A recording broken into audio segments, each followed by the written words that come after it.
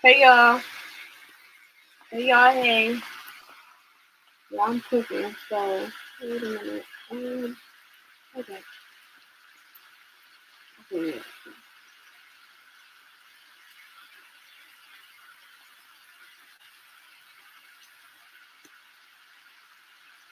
I got this shit turned up so goddamn high. I'm trying to hurry up.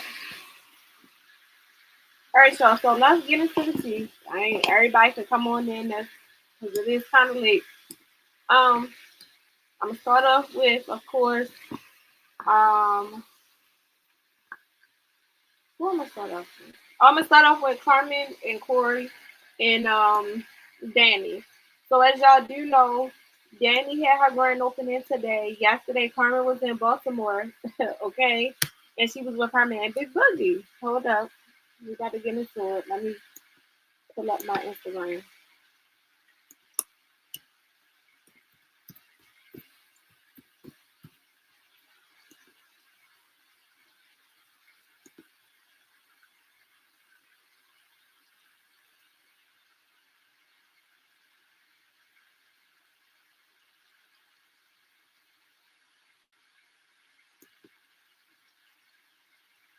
Let me close this one out. Okay, now there we go.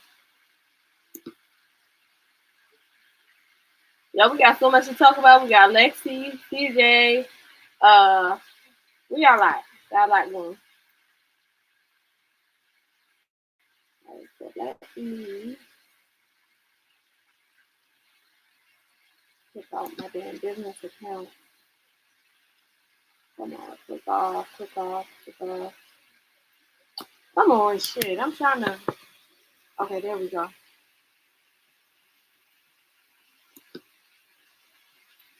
Alright, sure.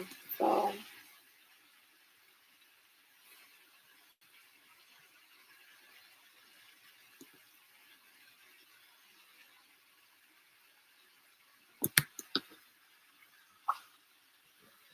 oh shit, I didn't. Okay, I didn't put no time on here. Alright, fuck it. Um,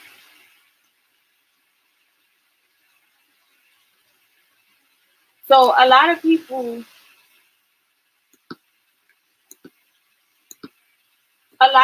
are now talking about the fact that Corey and Carmen, it almost looks like it's a competition. Of course, Carmen is not competing, but I think Corey is. Okay, so now his new girl is throwing shade at Carmen, talking about like, well, somebody had said something and she reposted it and she said like she not shitting on Carmen. My thing is, if you're a girl's girl, why would you repost that? Like why would you do that?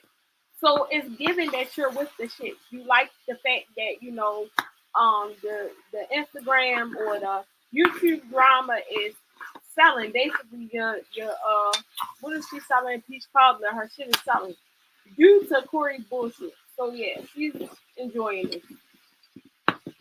You can't tell me that you're not enjoying it because now all of a sudden you're in a picture with Corey kissing and shit. I thought y'all wasn't together. Hmm.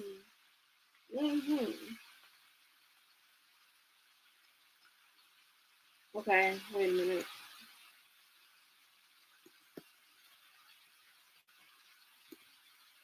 So now today, Miss Granny got her little flowers. Now her roses are beautiful. I can't lie, they are nice.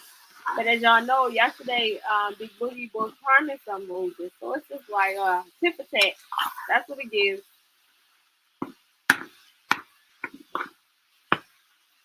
I love that orange. That's my favorite color, y'all. Yes, I love this orange. And then she got her little white stuff. But I just feel like, girl, why him? Like, what you thought we were stupid when you moved that man in? As soon as I seen him putting his shoes up in her closet, she can friend all day long. Y'all know how she get on live and be like, friend this girl. He is not your friend. We already know what's going on. I knew that from day one. Kissing, okay. And she also reposted it and she got it on her page too. So it's not just him.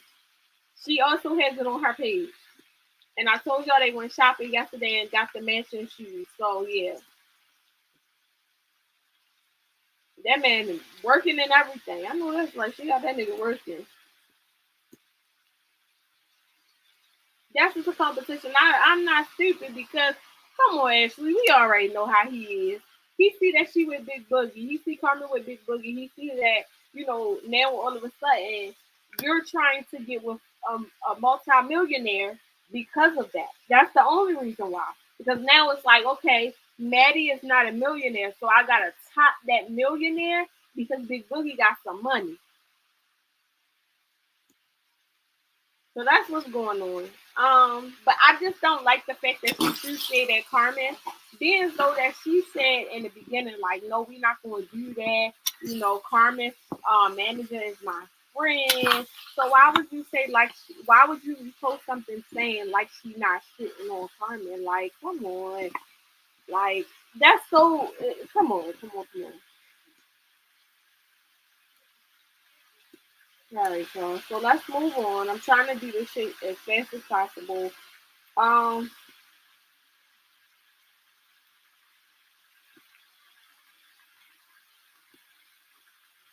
Now I did show this yesterday. Let me see what Carmen posted. All right. Her 11/11 stuff. She always posting stuff like that. Okay. So anyway, I'm gonna go to the shade room teams because that's what it was on. We kind of touched on this shit last night, but I didn't know they was in Baltimore. I looked around like when she came out to wave. You could tell the school and all that in the background. I was like, oh shit! I wish I would have known they was here. I would have definitely went, and that's like literally 5 minutes away from my house.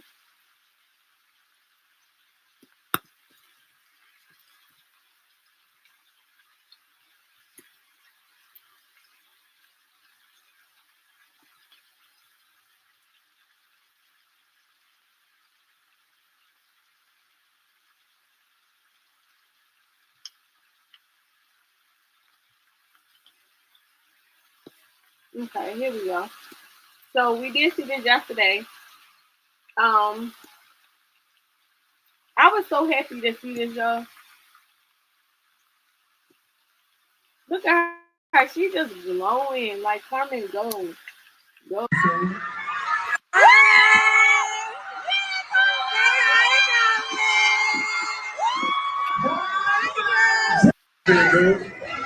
What's up, baby? You want to say what's up?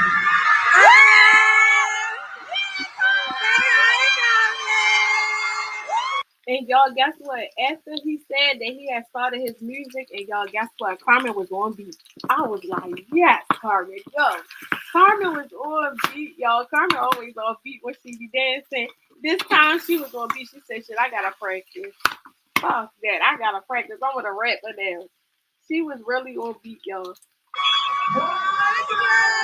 And I think I do got a clip of that. Hold on. And it's funny because Queen had commented on her post and she had posted that what is that, the medicine song. Is so fucking funny because it fits the whole situation. It fits everything. All right, hold up.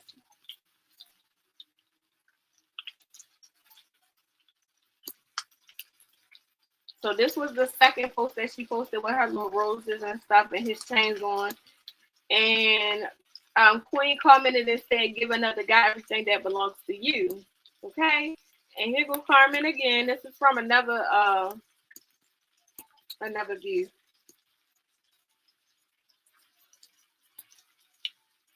Look at Carmen.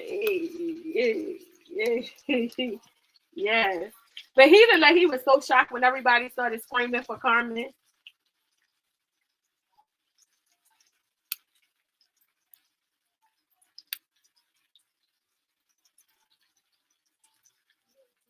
Yeah, she is very much glowing. Okay, so let me.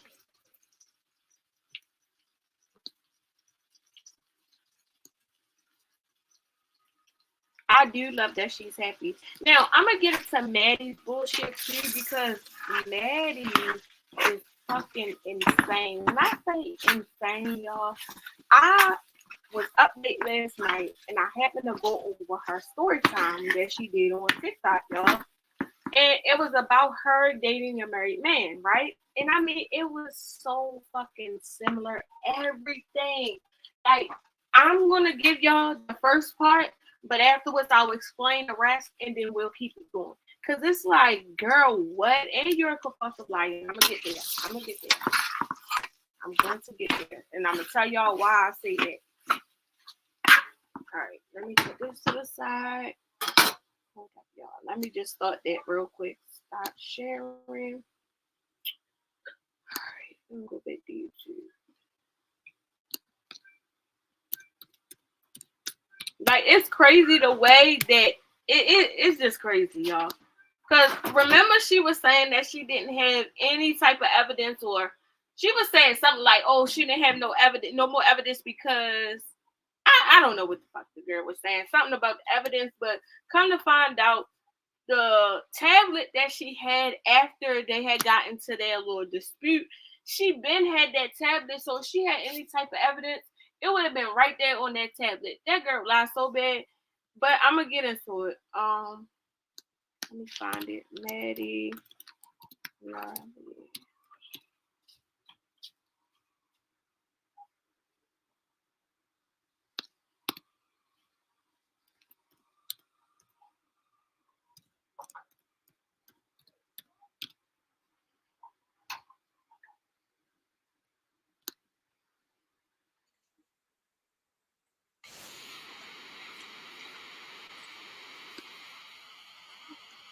Now she needs some milk.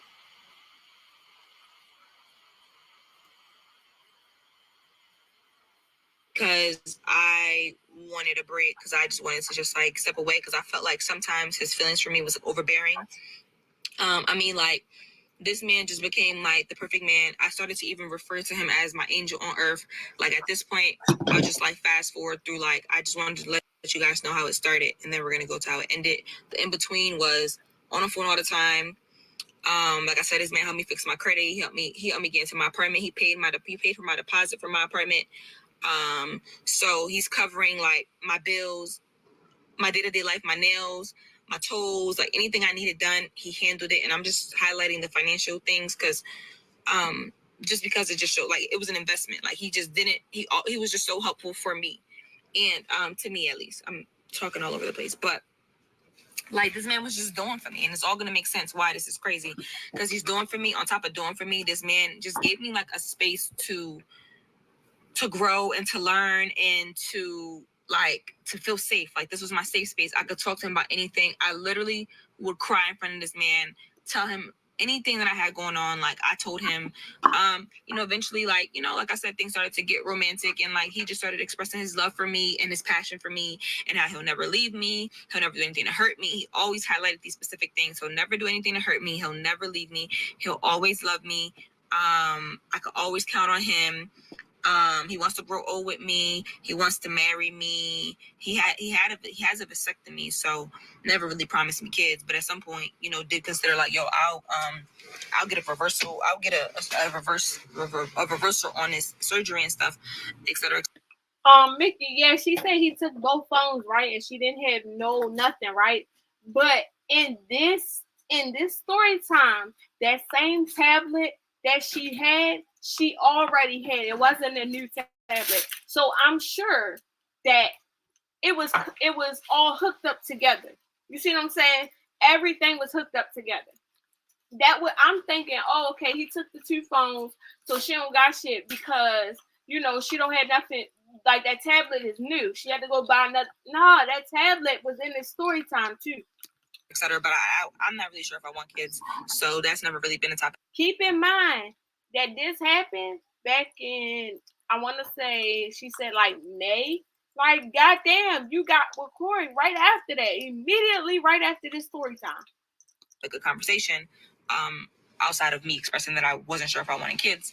And so, yeah, like, this man just was like my safe space, my provider, my protector. Like, he would write me poems, y'all. Like, give me all types of promises. Like, if I wanted a self-care trip, he booked me a whole trip to Miami. Made sure everything was covered. Made sure I was good. Made sure I had a good time. Like, I never really asked him for anything, though. I would just express a problem and he always found a solution. And y'all, that's something that you want to always look for in a man that is going to provide solutions. And so in the midst of all that, like, I felt like he became my best friend. Like, I could dead talk to him. I call him about anything. I was literally going through something a few weeks ago with one of my closest best friends, which is a female. And he was the first person I even told. I didn't tell anybody else. Nobody else knew that me and my best friend were having issues. He was the only person that knew. And, like, that sounds minor, but if you knew, like, how I felt about my best friend, it's a really big deal. So, yeah, like, me and this man was just two peas in a pod. I felt like I found my soulmate. The only thing that was missing was that we was on the phone all the time, texting all the time, FaceTime all the time, but we never saw each other in person. So let's get there. So at this point, it's now probably around April. He tried to come here on multiple different occasions and set things up. But if I'm being honest, y'all, I was afraid to, because I was still talking to other guys on one. Let's just have that plain and clear. I was talking to other guys.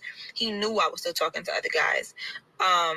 But he knew that he was my nigga. Like, he knew that he was a person that I wanted to be with. Like, this is like things that he would say without me saying, because I'm gonna show you our text messages at some point. You're gonna see how we'll talk to him. He would say, like, I know you know where home is, and things like that. And like, it just wasn't really a big deal, because it's like we're like in two different cities again, and we'd never seen each other in person. So of course, I think on both of our ends, there was probably some type of, I mean, he seemed like he was 100% sure and certain that I was his person, that I was the one.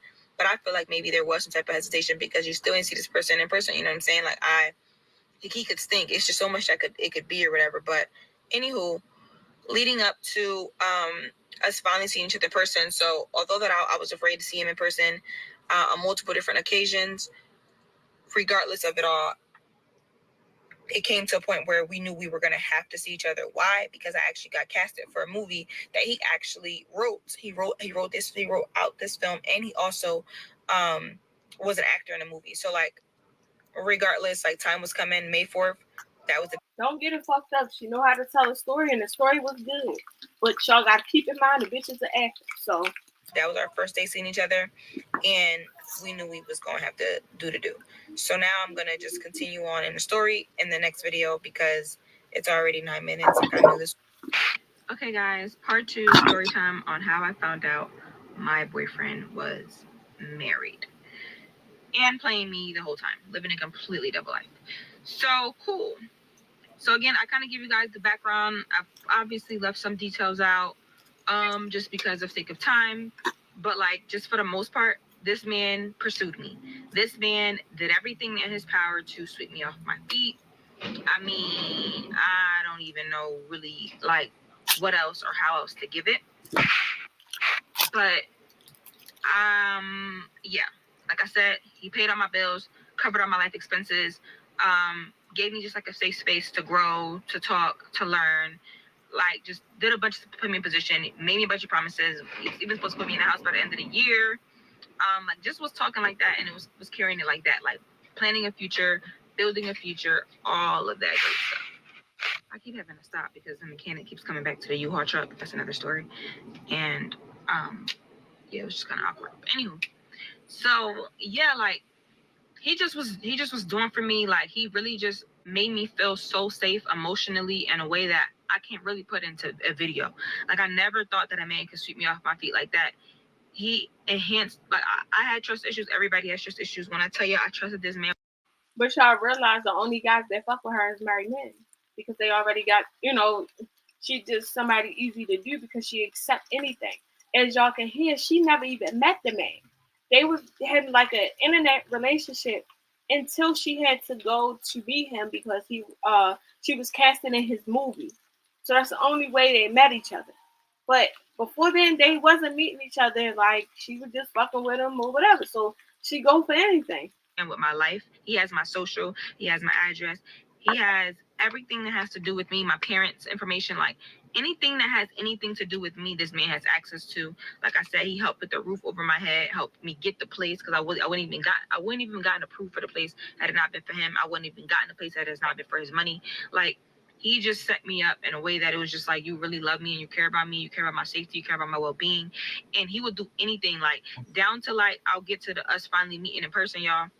let me just skip to that part. Even leading up to us meeting in person, like we just was talking about like what it would be like, and he was just like, "It's gonna be heaven. You're gonna finally. I'm gonna show you that screenshot." He literally says, "You're finally about to meet what God sent you for the first time." And y'all, when I tell you I felt that, I'm like, I want to marry this man. Like I would tell my sister how much I love him. He would give my sister advice when my sister was going through a really rough time. We had to fly somewhere to handle some business, and he made sure. Keep in mind, they still have not met each other, and you already said you love them. That he even bought my flight for me to go there to be there with my sister. Like he just was just like, my brother knew about him, my parents knew about him. Like we never met each other in person, but it didn't matter to me because I loved him and he loved me. This man worshiped the ground I walk on. I mean, like he would do anything, guys, like anything to make sure I'm safe. He would have people send me money, people in Atlanta. If something going on, yo, go pick up this cash from this person, like whatever, to make sure that I'm good. Okay, cool. So finally, to me, it sounds like because he had money, that's what she was, focused on. She wasn't focused on shit else but the money. Like, because he was doing for her. That was it. Like, come on now. At some point, you got to know it's not all about money. This man could have been a psychopath. finally, guys, May 4th is almost around the corner. I was heading to the city. He lives in Chicago. And I'm not gonna lie, guys, I was so freaking nervous. I was nervous because it's just like in person stuff changes, obviously. And unfortunately, things change for the worse. Because when I tell y'all things took a huge turn, it doesn't even make sense. So guys, make it a long story short, I get on my flight, I get off my flight. He has somebody, one of the people in production, come pick me up because he had already started filming. And so they take me straight to set because I wanted to be with him. Obviously, he was like, if you want, you can just go to your hotel, and I'll just see you after, or you can come to set. And I'm like, oh, I'm gonna come to set. I know I ain't filming yet, but I want to come to set because I wanted to see him.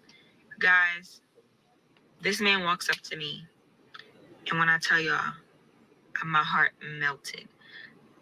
His aura, his energy, he looks even better in person. He smelled freaking amazing, which we knew he was gonna smell good because like he showed me his collection of all his colognes and stuff even beforehand, and so I knew like, yeah, you gotta smell good. His smell took me away, and long story short, he swept me off my feet. Like it was just like from the moment I saw him, guys. I don't know if y'all ever been through this, but from the moment I saw him in person, like his voice is already sexy. I seen him on FaceTime, cool, but nothing topped seeing him in person. When I tell y'all, I officially fell in love. Like I'm like, okay, now I'm not texting a nigga back, period. Like I'm done with anybody. I don't even want, even if he's okay with it, like I don't even want to talk to nobody else. Like I don't want to be with nobody else. Like we're already together, and we already carry like we're together. We already say we're together, but like for real, like, and this is me being transparent because I'm one thing about me, like I'm real. I thought my car was working. I'm real, and he knows that, and he I even have screenshots of him admitting to like, I'm just so happy that you real with me type shit. Okay, cool. So let's just stop that. I'm sorry, guys, if I take the ramble, but I am trying to make this shit short as possible, but it's so hard because it's like I don't want to leave anything out. Okay, cool. So guys, see him, like I said, he swept me off my feet, and from that moment, I knew that he was the one, and I knew that this was going to be just like almost like forever. And the fact that I felt that way is also. This is a different man, a married man, right before Corey. So I think her and Corey got together like in June. She was with this man. She said she talked to him for 6 months, just talking. She finally met him like in May, and all hell broke loose just that fast. So crazy. So, every day while I was on set, because the details of that don't necessarily matter all the way. I mean, we stayed with each other every single night. I'm not gonna lie to y'all. The very first day that we saw each other in person, we slept together. I'm not gonna say I wanted to, but I'm not gonna say I didn't. It was just like it just kind of just like happened. He came into my room and stuff. He had got me food, and he got me flowers. He got me roses and stuff, and it was just like it didn't really feel awkward like I thought it would feel because it was just like we've been talking for 6 months. You get what I'm saying? Before we saw each other in person. But I thought it would feel awkward because it's like I'm still seeing somebody in person for the first time ever, right? But no, like it just didn't feel like that. It felt like he was my soulmate. Like I can't even describe the feeling. Like, and I felt like he felt that same way. Does that make sense? Like the way like it was at one point it's pouring rain in. He's like making sure that he's doing gentleman. He's a gentleman. Like opening my doors, like making sure that I'm just so good, guys. Like the way he would touch me, the way he would like his touch would make my body feel away. You get what I'm saying? So it felt spiritual. It felt like a true connection, right? When I tell you Maddie is batshit crazy, I don't care what nobody say. This lady is crazy. You give somebody your social that you never fucking met before, yeah, yeah. So That girl he was in crazy. my room that night, and yeah, like he went down and did his 1-2. This is kind of TMI, and then we 1-2. You get what I'm saying? So we 1-2, and it was cool. It was really fast. Like I knew it would be like 15 seconds tops. What? He couldn't last longer than that. I didn't expect him to. Pause. So 15 seconds. 15 motherfucking seconds. You got me fucked. 15 seconds. I don't want shit to do with you. yeah, so after that was like a TMI, but it was just something to note. After that, y'all, it was just like a high that I was on, and after that, like I'm not gonna lie to y'all, like we was working because we was there for work, but in the midst of work, it was like we were just like our bond was just getting more and more solidified. Like I mean, it was just phenomenal. Like our conversations, our laughs, we would shower together, we slept together every single night. We would sleep each other multiple times a day. We'll figure it out. We'll slide off set real quick to go handle it. Like we was just like two kids, like just so madly in love, right? In a way, in love and lust, whatever you want to call it. But like I said, we had a really deep connection, and we said I love you to each other before we ever saw each other in person. So, anywho, I think Maddie relationships be so one sided. Like she be feeling these ways. These niggas just be telling Maddie anything and she fucking go for it. Cause why is it that you just keep getting the same? Like you just keep having the same incident, the same problem. fast forward, like now it's probably like Tuesday or so. One of the days he sent me to the mall for me to go shopping and stuff like that. Because I didn't I didn't have to film yet, so he sent me to the mall, sent me money for food and stuff. And his birthday was coming up at the end of May, so while I was at the mall, I ended up actually just buying him something for his birthday. Which, anywho, I'll get into that. And like, yeah, like this was my man. So now we're gonna get into the nitty gritty where things almost started to kind of take a turn in a way. So one of the days, I want to say it was like a Tuesday. Long story short, we were like laying down. I'm gonna say long story short a lot, but please guys bear with me. We were laying down, and for some reason, guys, like I was having like this really bad anxiety, like being around, like laying with him that night, and like something just told me, which is God, like pretty much like I knew that he was hiding something.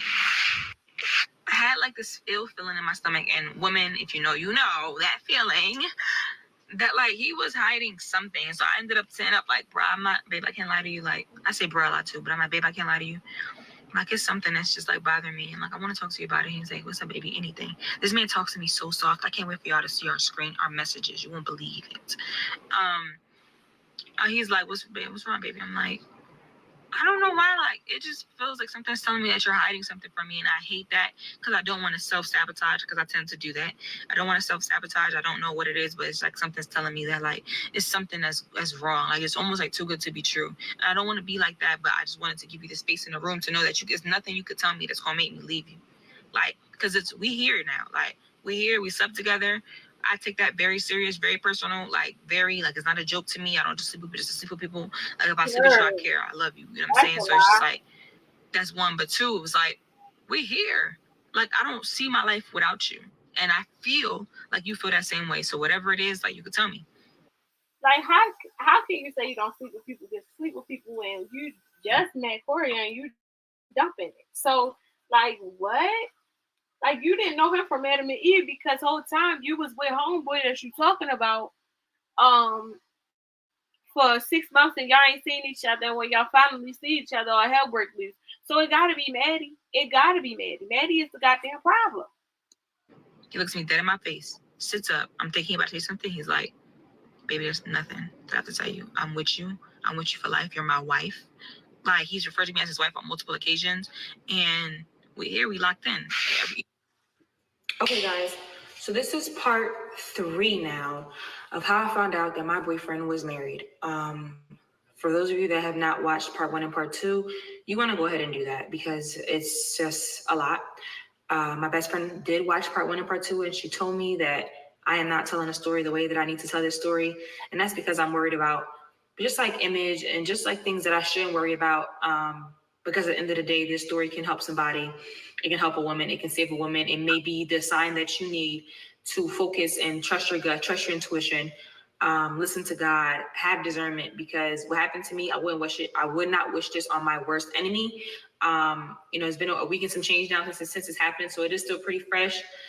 But I have told this story, and telling the story has helped me in this process. Some of it. I hate when us women do that. We'll have like this crazy intuition, and we'll ignore it just because. Hell no! Don't you ever fucking ignore that shit. Whatever that shit is telling you is real. Because I'm We like, it's all kind of have just making light of the situation, because at the end of the day, I am grateful and I am thankful that I'm alive, because the way this story somewhat ends, because it's still being written, the way this story ends is I end up in the hospital. So hold that. So I'm just gonna, really, really get into this, and I'm for part 3 and whatever parts come forward, because I'm sure there'll be a lot. I am not going to hold back. Okay, I promise. So, yeah, pretty much, at that moment or whatever, when I asked him, if there's anything he had to tell me, he said there was nothing to tell me, that I know everything about him, and turns out that was a lie.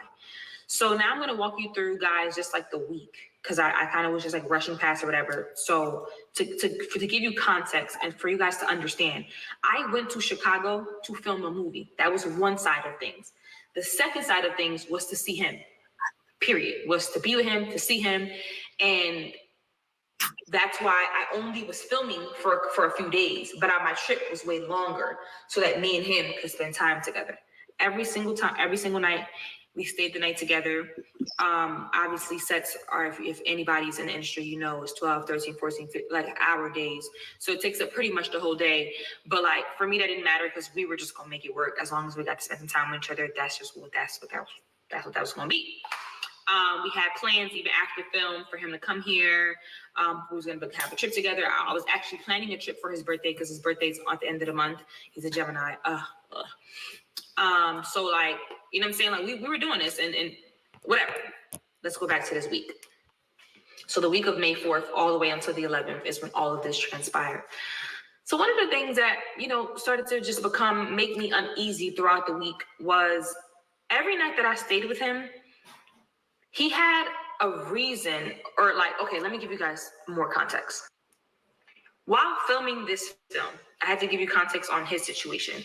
He had a lawsuit that was being built against him, from what he told me, because there was like some drama before, like while they were like, in the process of creating this and things like that and getting ready to film. Before filming started, there was some drama on the production team where one of them got fired or quit or got fired, and all of a sudden opened up this sexual harassment case against him, which he told me about. And I thought was weird, but I didn't really understand the context of everything. And almost like I didn't care, because in my mind, I knew this man, and I knew that whatever they're saying that he did, I know he didn't do. So yeah, I had to move because my phone overheated. But yeah, he has a lawsuit against him for sexual harassment, a bunch of other stuff. On top of that, one of the producers quit in the middle of filming, guys, because of some drama that happened. I can't even tell y'all because I wasn't there. So on that note, he communicated with me that me and him had to be really careful, because if our relationship was to come out publicly, this is what he told me, it would really fuck things up for him. Just to give it to y'all raw, it would fuck things up for him, and shit would just go to shits, and this whole thing would be for nothing. The almost $500,000 investment will be for nothing. Like, it just would be for nothing. So with that being said, we took the extra precautions. Like, anytime we would finish filming and things like that, we'll drop everybody off. I'll get in the car with him. We'll go get food. We'll do our own thing when nobody was watching. That's really what it was. It almost felt like really secretive, which to some degree, like, I didn't like. But on the other end, I kind of enjoyed it, because again, I would have never. My thing is, if you're a secret, then you already know what it is. Thought that the secret was for something deeper. Like, I just would have never thought, ever thought. I just thought, like, it's my man, and I want to do everything to protect him and what he got going on. And at the end of the day, like, this is also big for me. And so, yeah, we're doing this. Cool.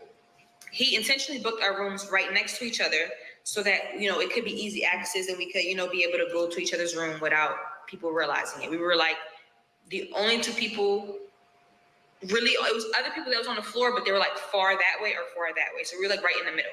Cool. So one of the things, this is when things started to get kind of weird. I started to just realize I just not realized, but I felt like something was off. I didn't like that for whatever reason, every morning, as now I know why, but at the time I didn't. At around 7 a.m., he always had an excuse for why. He was like, yo, like, babe. One of the nights he gonna say, yo, babe, such and such is at the door, which is like, he painted out one of the producers that quit to be like the stalker woman who's like stalking him and things like that, and who's obsessed with him and obsessed with what he got going on. And he was like, if she sees you in this room, like, or see you coming out of this room, that's my ass. So she was like, so it like, she was just at my door. So babe, I'm gonna wait till the hallway's clear and I'm gonna need you to go to your room. And then, you know, we'll talk later and stuff like that. So that first day that he did that, obviously I was so scared for him because I'm like, oh my God, this lady really must be a stalker. Like, what the hell? And other people on the production team was like kind of like talking shit about her. So I started to feel like what he was saying was true. And so that morning I went to my room. Cool. So then now it was like the next day comes, and it's like the same thing, 7 a.m. And he's like, now he tells me, yeah, babe, don't forget you gotta, he wakes me up like, babe, don't forget you gotta go to your room because, you know, stalker woman's gonna be up soon. And when she's up, she's gonna come by my room again. And I just don't want it to be no problems. So I went to my room again. Okay. After that second time, y'all, I texted him and I said, let's see the last time that she wake me up out of my sleep to tell me to go to a room because of some stalker bitch. If she's stalking you, I don't care. At the end of the day, you're a grown man. You don't have to open your door, like, to nobody. So I was just so irritated, y'all. So I was just like, just don't do it again. Like, whatever. Y'all, the next day comes, and before the morning even came that night, he told me that he had a therapy session that he set for, because his character requires him to be, his character name is John. That's why I said we're going to call him John. So his character name is John. And John is this man who struggles with bipolar disorder and just mental issues and depression. And he was suicidal. He tried to kill himself in a movie, et cetera, et cetera. So he's saying, you know, his role really has been messing with his mind. Y'all have to keep this all in mind. This is going to make sense soon. He said that his role was really messing with his mind. And so, like, he had a therapy session. So, of course, me being a method actor myself and understanding how deep things can get, like, you know what I'm saying? Like, I thought it was a bit much because it's not like this is a series. This is not that long for you to have to really be in this. But you know what? Fine. I'm going to give it to you. You know what I'm saying? Like, if you hear Michael B. Jordan tell his story, playing certain roles, you know that this is a thing, right? So, okay, he had a therapy session. So, y'all, I wake up that morning. I'm not gonna lie, y'all. I made him feel really good. Y'all know what I'm talking about. And I had to over to him, and I'm like, all right, babe, like, have a good therapy session. Like, I love you. And he's like, I love you so much. You have no idea how much you mean to me. Like, he always does that. Like, this man kissed me off from my head to my toe. You understand what I'm saying? Like, every part of my body. Like, he's so, like, to me, right? That was just like a little side note because it just came to my mind, not gonna lie. Anywho, so now, y'all, I go to my room and that's that. Cool, moving along. All right, y'all, so this is where things really started to take a turn from this point, and this was like probably May 8th is when things started to take a turn.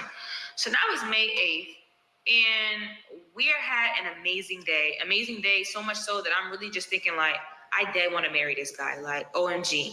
So we were in the car on our way back to the hotel. And while we were on our way to the hotel, I pretty much tell him like, babe, I'm not gonna lie, I want you to come back with me to Atlanta. Like, when I go home, like, can you just come with me? Like, I know you got stuff going on here and stuff, but he has like a lot of residual income. Like he's set himself up so that like life works for him. So it's like, you really technically don't really gotta be here. He's like, you know, babe, I'm gonna think about it. And then in that very same breath, To me, she's like stuck on his money. Everything is about his money. Like, every time she say something, it's about his money. Like, girl. like, you know, actually, I'm gonna come, but I can't come to Atlanta when you go because I got things that I have to do here. So at this point, to know me is to know that I am a big brat, and in my world, like, nothing comes before me. So I didn't really understand, like, what do you possibly have to do that's more important than me? So, y'all, then this man continues to ramble on all the things he has to do. And in the midst of him saying everything he has to do, y'all, he says, I got to do this, I got to do that, and I got to go to my son's prom. In the middle of him saying he has to go to his son's prom, I stop him. The reason why I stop him is because, y'all, to my knowledge, this man had only one daughter and an unbiological daughter that he raised. Why am I hearing out of your mouth that you have a son? Y'all, it gets really crazy. This is now part 4 of story time of how I found out my boyfriend was actually married, living a double life, and playing me like a motherfucking dummy. So, yeah, y'all, in the middle of his tracks, I stop him because, to my knowledge and history of our conversations, he told me that he had a daughter. He told me his daughter was 4. Turns out she's 8, but that's neither here nor there. He tells me that this girl is 4 years old, and he told me that he had a... Hey, y'all, that just came in. Hey, make sure y'all like this video. What's up, PJ? Aqua. I'm not looking at the StreamYard page. I'm looking at the actual video. So my bad, y'all. Unbiological daughter that he raised that was like 20 or something like that. I never asked him like the dynamics of how did you raise this girl? And I feel stupid that I did it. But y'all, like, I was on such a high that like a lot of shit went over my head, and it's pissing me off, y'all. It's pissing me off that it went over my head, y'all, but it went over my head. I can't even lie to y'all. It went over my head. I never asked him when I should have. But I just figured he was probably did something nice because he helps a lot of people and he does a lot of nice things for a lot of people. Cool. So he literally stutters and I stop him and I'm like, a son? You have a son? I was waiting for him to tell me it was like a nephew that he just called son. Or like, you know, let me turn this ear off. This is cool.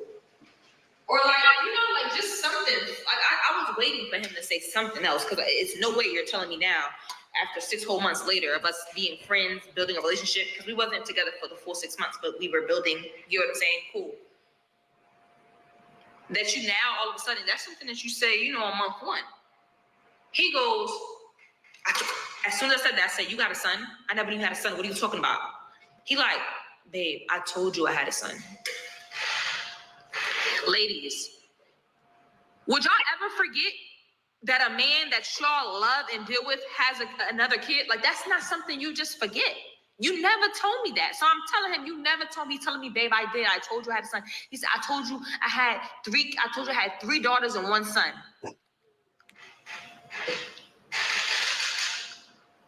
What? Y'all, I'm getting hot all over again because it's like, I started off this story by telling y'all, what is this segment, by telling y'all that I was aware that he had a daughter and an unbiological daughter. How we go from 1 daughter to unbiological daughters? Okay, that's 2 to 4 kids. Y'all, it gets worse. So now at this point, y'all, I'm blacking on him because I'm like, what are you saying? You got 4 kids. Like, what? I said, so you mean to tell me you got your big mother pregnant 3 times and plus the this ain't your baby mother no more. Y'all a family. Like, it's deeper than just a baby mom. You have a family. You love this. That's right, bitch. That's right. And she should have known what it was. Like, right then and there. Right then and there. That's a red flag. But how could you repeat the same cycle so quickly? Like, I mean, not even a month later. This person, for you to give this person 3 whole kids and plus the unbiological and raise her other kid, whatever it is, 4 kids, you love this woman, right? He stops me right then and there as I'm ranting about that because that was like a big fear of mine. Like I don't like the idea of dealing with men with kids because I don't like to deal with that. I do feel insecure or threatened by the whole baby mom dynamic because I just feel like I've seen my friends with kids and I see how they are with they baby dad, baby mom, and they together. No matter what they tell y'all, they together. So it's not like, you get what I'm saying? Like, 1 kid we could say it's a mistake. Nothing, it's never a mistake in God's eyes, right? But 1 kid we could say it's a mistake. Cool, whatever. 4 of them shits, you gave that bitch 4 of them shits, bro. You fuck with her. You love her. You want to be with her for the rest of your life. He cussed. Period. And here's my thing, right? With her, the way that she acts about the kids is wow. Because, how she acted about this man kids, I know she did the same thing about Corey and Carmen kids. I don't even know why she apologized to Carmen because you did not mean it. You only did it because of the internet.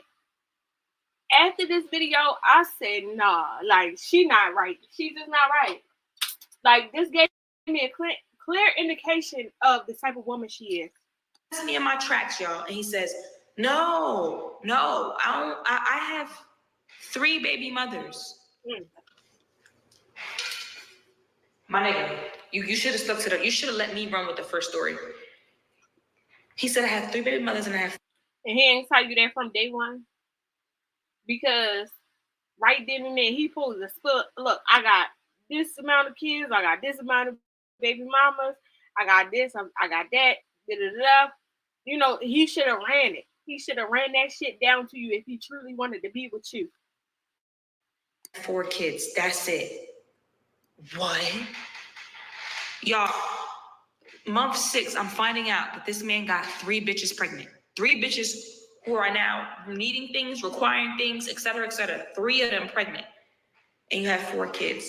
When I got into this, I only agreed to 1 kid. The second unbiological kid, y'all, came months later, and I let it be because he said it wasn't biological, so like it is what it is. What?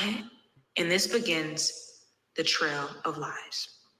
So in that very moment, I start spiraling a little bit, and I'm like, what is your dynamic? What is the relationship dynamic with these baby mothers? Like, I'm kind of like spiraling, and he's like, calm me down. He's like, babe, relax, calm down, breathe. So I'm trying to breathe, and he's like, they just share kids. That's it. Like, I don't even talk to them like that. Like, it's just about my children, make sure they're good. That's it. I just have to go to my son's prom, blah, blah. So now I start blacking y'all, and I'm telling him, like, I don't care about your son's prom. Like, I don't even care, bro. Like, I'm just confused as to how the hell you randomly got these random kids and you never thought to say anything to me. He's swearing into something to me. So as I'm rambling, I'm like, I can't deal with, like, something like, I don't think I can do this. So I'm like, so we have to break up. Like, I'm pretty much breaking up with him because I'm like, I can't stomach. I'm 27. I personally don't have any kids. And so I didn't really sign up to be a stepmom to 4 kids. Unfortunately, 3, whatever, how many. Cause three are technically his. I didn't sign up to be nobody's stepmom. And so it's just like, it's too much. It's too much for me. I don't think I'm mature enough, if I'm being honest, to just even deal with it. Like, I'm just not. So he's pretty much like trying to reassure me and calm me down. And I'm just telling him, like, I even like down to like, it feels like you're always going to have 4 different things that come before me. And I don't think that I could deal with that. He literally stops me and says, my kids don't come before you. Nothing comes before you. Whoa, Red flag. I don't know if that should be number 1. But it did alarm me in that very moment that this man out of his own mouth said that his kids do not come before me.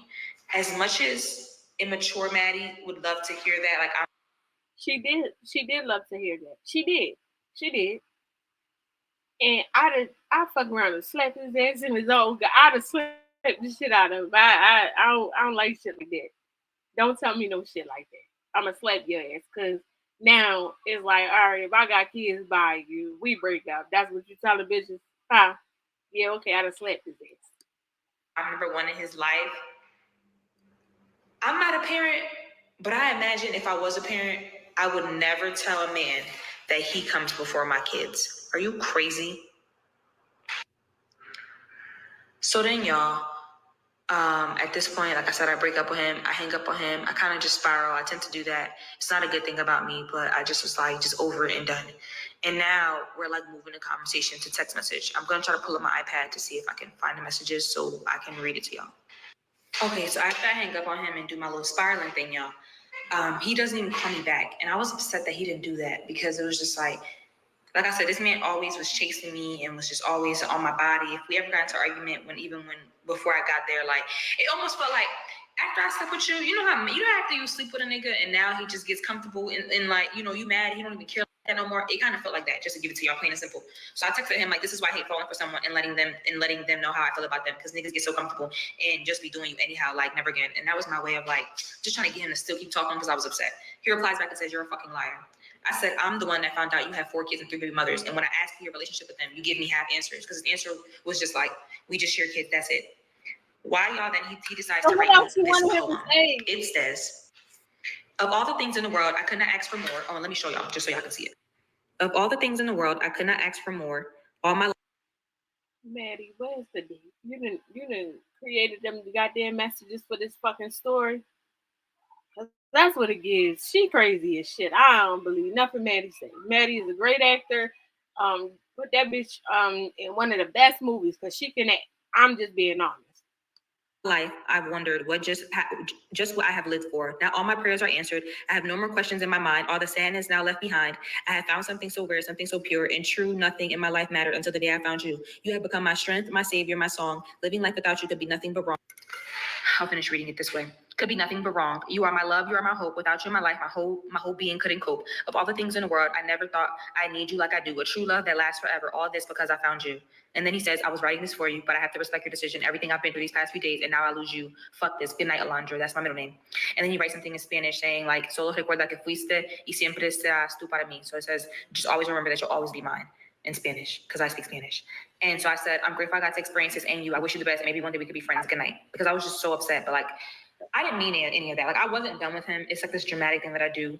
Then I just did it because I was just mad and I just wanted him to chase me. So then he replies with a sad face and says, please just leave me alone. At this point, I legit can't take it anymore. Good night. I'm going to die happy knowing I tried. Thank you for the experience. And I'm like, what do you mean die? But I fell asleep in the midst of all of that. So at this point, y'all, I wake up with the phone in my hand. He had called me mad times, and I'm like, oh my God, I did not mean to fall asleep while me and him was arguing. Like, I did not mean to do it. So it's like 7 a.m, y'all. I immediately get up, go next door to his room, bang on the door. He opened the door. I lay in the bed with him, and then like probably 30 minutes later, like I start trying to like kind of like be on him and like kiss him, and like what I'm saying, like just because I felt bad that I fell asleep. He started making me like I can't explain it, but I almost felt like I was wrong. And to the degree I did feel like I was wrong because I did just jump to breaking up with him and things like that. So whatever. Y'all just keep on listening. Okay, guys, part 5 on how I found out my boyfriend was actually married, playing me, and just like he violated. Not gonna lie, he violated. So yeah, I ended up trying to like kind of like kiss his ass and stuff, and he kind of just like was treating me like giving me his ass a kiss. And so I ended up leaving his room because I felt kind of like I felt like I made a fool out of myself in a weird way. So I texted him like, for you to get mad at me when I'm the one that got upset because you can't prioritize me is hurtful. And then I still come to you and I try to fix things and you give me your ass a case. Okay, and I'm gonna say John. I said, okay, John, you officially got it. He gonna say, but did you do it? And then writes me saying, you split me in two, straight shit on my feelings, ignored the fuck out of me, broke up with me on my hardest production day, and I'm supposed to be like, you rock with me for real. You have always been prioritized. If you haven't noticed, always. I was in production meetings when you would tell me you had a problem. I was figuring out for you while doing what I was doing. I never played you second. Think about that for a while. I've never put anything before you. You're being selfish and careless, and I don't like it. And then he writes me and says, I'm about to get in the shower and go get breakfast. If you want to join me for both, you're welcome to, but I'm getting in now. So y'all, I just...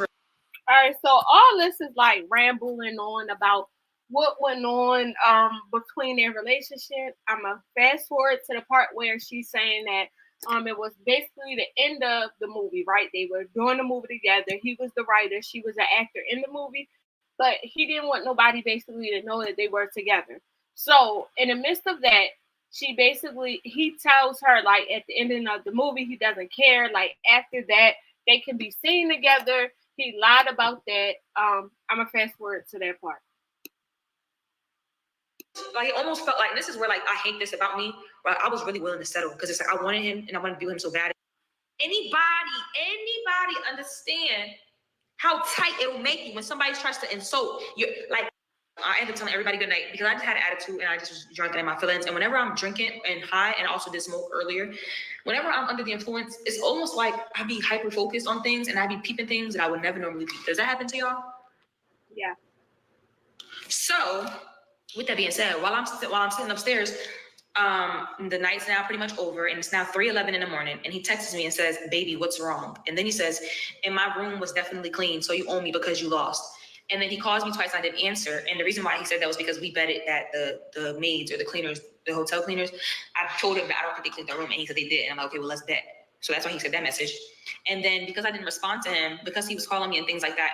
I'm lying. He called and I did answer finally the last call, and I pretty much told him like, bro, like you said you treating me weird, and you said that after we rap, you wouldn't be treating me weird anymore. So I don't like it. Like pretty much in essence, like I'm tired of being secretive. Like I said, I don't know why I just feel like you have another agenda or like it's something else that you got going on. And I'm gonna get to the bottom of it, but I felt it in my stomach. I told you when I'm under the influence, I peep things more.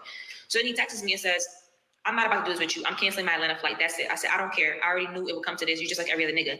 He said, you're going to push away and destroy everyone who truly loves you. That really got to me because I self-sabotage all the time. So I said, you get comfortable, so go ahead. You don't love me. You love me in secret. It's mad shit you've been doing. And I finally peep and I put it all together. I'm cool off you. He said, no, I'm protecting myself, which you clearly don't give a fuck about. Know that now that it's over and I don't have to worry about it, you leave me for the second time. It's okay. Be cool off me then. I'm trying to be cool on this last day, knowing I want you bad AF now. It's over and I can't get in trouble, but now you want to break up with me. So at that point I said, okay, bro. And I block him. Yeah, I blocked this man. It's now, just to give you guys precise timing, it's not showing me. Whatever time it is, I block him. This man, 3:46 in the morning, this man immediately like comes into my room. He breaks into my door. Like that's one thing that he would always do. Like he always knew how to get inside my hotel room without having a key. I kid you not. So he comes into my hotel room. I fell asleep again because I was so drunk. And he's like, you blocked me. Why would you block me? Da, da, da. So I was going back and forth for like a split second, y'all. But then almost in the same breath, we make up. Like our sexual chemistry was very strong. So like just being around each other, it's like, all right, bro, no more beefing. Like it was like, I was almost like a Twitter fingers ass girlfriend. Like I could argue with him over the phone, but texting over the phone, but not in real life. Now this is where it gets for real this time, y'all. It gets crazy. So now I go him and his, he's like, all right, babe, come on, let's go to bed, let's go to sleep. So we go into his room because we slept in his room every single night. So we go, next door, we go into the room and I'm drunk and stuff, like, but like my mind is still something's off, y'all, to the point where his phone vibrates 3 times. And when it vibrates 3 times, I don't know why, y'all, this night was completely different than any other night, because I just immediately felt like this. This was my response. I said, who's calling you? Who's texting you? Who the fuck is calling you at 4:08 in the morning? He's like, babe, nobody's calling me. It was an email. I said, bro, so you mean to tell me at 4:08 in the morning, your phone vibrates 3 times? Bro, it's not an email. I know. He says, babe, I can show you. I said, okay, so show me. Yeah, I'm trying to really get the story out because I'm like shocked still. Like this part really changed everything for me. It broke my heart in ways that I can't even count. So immediately, y'all, this man goes with all confidence to his email. And he shows me an email that he received at 3:56 in the morning. Y'all, at 4:08, his phone vibrated 3 times. He has an Android though. I don't have an Android, so I don't really know how they work. Okay, keep that in mind. But I knew that no way in hell from 3:56 a.m. to 4 a.m. in the morning, now the email's vibrating for 1. Now the email's vibrating, and for 2, it's vibrating 3 times. That's not making sense. So immediately, y'all, to make it a long story short, I go into that mode and I'm like, you're lying to me, bro. Show me your messages. Show me your call log. That's it. Nothing else. We have nothing to talk about. If you don't want to show me this thing, and he's telling me, babe, what? No, I'm not doing that. I said, okay, cool. If you don't want to show me these things, I'm out. I don't care about nothing you're talking about. Either you go show me the call log, show me the text messages, or you can eat my, you can personally eat my dick. I don't care. This is what we're doing. He's telling me, babe, you trying to go back home for me? I'm not budging. What part don't you get? So after finally talking to him like this, like I'm dead serious, I'm drunk, I'm lit, I'm on hot, y'all. He goes, okay, babe, all right, I'll show you. But if I show you, like please, like, you can't leave. You got to promise me you won't leave. As soon as he says that, y'all, my heart shattered right then and there, because I'm just like, my nigga's cheating on me. Immediately, I knew if a man tells you, I'm going to show you, but please don't leave, I knew he was cheating on me, y'all. I didn't think he was cheating on me in the way that he was cheating on me. So I'm going to just tell y'all, because it's only 30 seconds left, what I saw, and then I'm going to tell y'all everything that transpired after and how bad it got. Why does this man, as he's holding me down, goes to his messages, but he immediately clicks out because he saw something he didn't expect to see. All I see, y'all, is a contact name. Heart, wifey. Heart. Good night, babe. I love you. All right, y'all. I don't know what part this is no more. I think this is part 6. I think this is part 6. Part 6, y'all, on how I found out my boyfriend was married, a liar, cheater, a dickhead, psychotic, mentally ill, because the list goes on. I see that there's a contact name, wifey with 2 red hearts. It's a picture of some anything girl. I can't even tell you how the girl looked because I just saw something that wasn't me. And I see it says, good night, babe, I love you. I'm not gonna lie, y'all, I immediately pick up my phone because it's like, oh shit, like maybe he texted me that. And maybe maybe I texted him that because I'm the only wifey. Hello, I'm wifey, I'm right here. Hello, wifey is right here. But that wasn't me. When I tell y'all this man swiped out of that shit so fast, it was almost like he had planned to show me something that was gonna bother me, but it wasn't gonna be that. So, y'all, immediately I hop up like, who the fuck is wifey? Like I'm livid. Who? I'm right here, my nigga. You ain't texting me saying goodnight, babe. So who you texting? He says, babe, relax. That's my daughter. I almost broke the phone just now again. He says, relax, that's my daughter. I said, what? You think I'm like, this is when I get upset, because it's one thing for a nigga to cheat on you. It's one thing for a nigga to be lying to you. Okay, cool. When somebody starts playing with your intelligence, when somebody starts cheating you, do y'all understand that type of anger? Am I tripping? Or does anybody understand how tight it'll make you when somebody tries to insult you? Like, fuck the fact that I got 2 bachelor's and a master's degree. Like, you think I'm stupid? Cool. Let's play stupid. So I'm like, bro, you mean to tell me you not only save your daughter name as wifey, which is very inappropriate, but 2, you're texting her saying, good night, babe, I love you. Are you smoking dicks, my nigga? Are you good? He says, babe, I said, all right, bro. I don't even care. You know what I'm saying? Like, it's cool. You go ahead, continue to text your wife and your daughter, whatever you got going on. I don't want any parts. Because clearly, y'all got some sick family tree going on, and that's cool, but I'm out of here. So I started walking away. He stopped me like, babe, just come on, babe, just listen. I said, bro, I suggest you start talking because what you're saying is not making sense. So to know is to know. To know means to know that make it make sense. Because if it don't make sense to Maddie, I'm not a nice person when things don't make sense. Okay, cool. Okay, y'all. So why this man proceeds to say, all right, babe, all right, like, the wife, that's my baby mom. Like, I just never changed her contact name. Her name is just still wifey, but I was texting my daughter off her phone. That's what I'm saying. Good night, babe, I love you. I was talking to my daughter. She's my baby. What are you talking about? Y'all, I'm gonna just get to it because I'm gonna get a migraine thinking about this shit again. Immediately, y'all, I don't even hesitate. I look at him like he's stupid, and then I say, okay, cool. So if that's your daughter, whatever you want to call it, I'm not going to even address why you never changed your contact name because that's crazy to me. At the end of the day, you're in a relationship, now you have a girlfriend. I say, am I your girlfriend? He says, yes. I said, are you sure about that? He says, yes. So why do you have another woman's name in your phone as wifey? We'll never know. But okay, cool. If this is your daughter, whatever, and you and baby mama got nothing going on, I said, okay, let me see the messages. He's like, babe, I'm not doing that. I'm not, who not doing what? I said, okay, you don't have to do anything, but if you don't do that, I'm leaving. So you get what I'm saying? He's panicked, y'all, this whole time. I can't describe to y'all his level of panic. When I get deeper in the story, you'll understand the type of person I'm dealing with. It's a maniac. I'm going to show y'all receipts. I'm going to show y'all receipts, okay? So, yeah, he's like panicked almost, and he's like, all right, fine, like he's gonna show me. So he goes to the messages, y'all. He's trying to scroll real quick. I don't know what the hell he doing. But the whole point is that he tried to scroll so quick that it's not even funny, but I have the craziest eyes. And all I caught was him texting her, I love you, good night, I love you, multiple nights. At some point, she said something on the lines of, like, she said something to him, and he responded saying, stop fucking playing with me. Like, she's something about other bitches. And when I addressed him about it, I said, why did you text her saying, stop fucking playing with me? He says, I had this on recording, y'all. I recorded this. This happened the next day when I made him repeat everything that happened because I wanted to start recording it. Because I knew things would get to a point where, like for legal purposes, I needed to record things because he put his hands on me. So I'm giving y'all already a teaser, or like I'm skipping to this part where like some parts. But he had already put his hands on me and stuff, and so I had to record him on recording saying that he did these things. But also like I had to get him on recording, like just with everything going on. And so on recording, I have him saying that the reason why he texted his baby mom saying stop fucking playing with me was because she texted him saying that she was. Keep in mind, we never heard the recording, so we should have known what type of woman we was dealing with then. Keep in mind, this story time came out 3 months or 2 months, I think a month before she started dealing with Corey. So I'm telling y'all, when I say this whole story is similar to what we just heard her say about Corey, it's fucking mind-blowing. Just listen. Was going to suck another man's dick and kiss his daughter in the mouth, which is like, who are y'all impregnating these days? Because that was crazy. So in the midst of all that, I don't even care anymore. At this point, y'all, I'm done with him, and I don't want anything to do with the situation.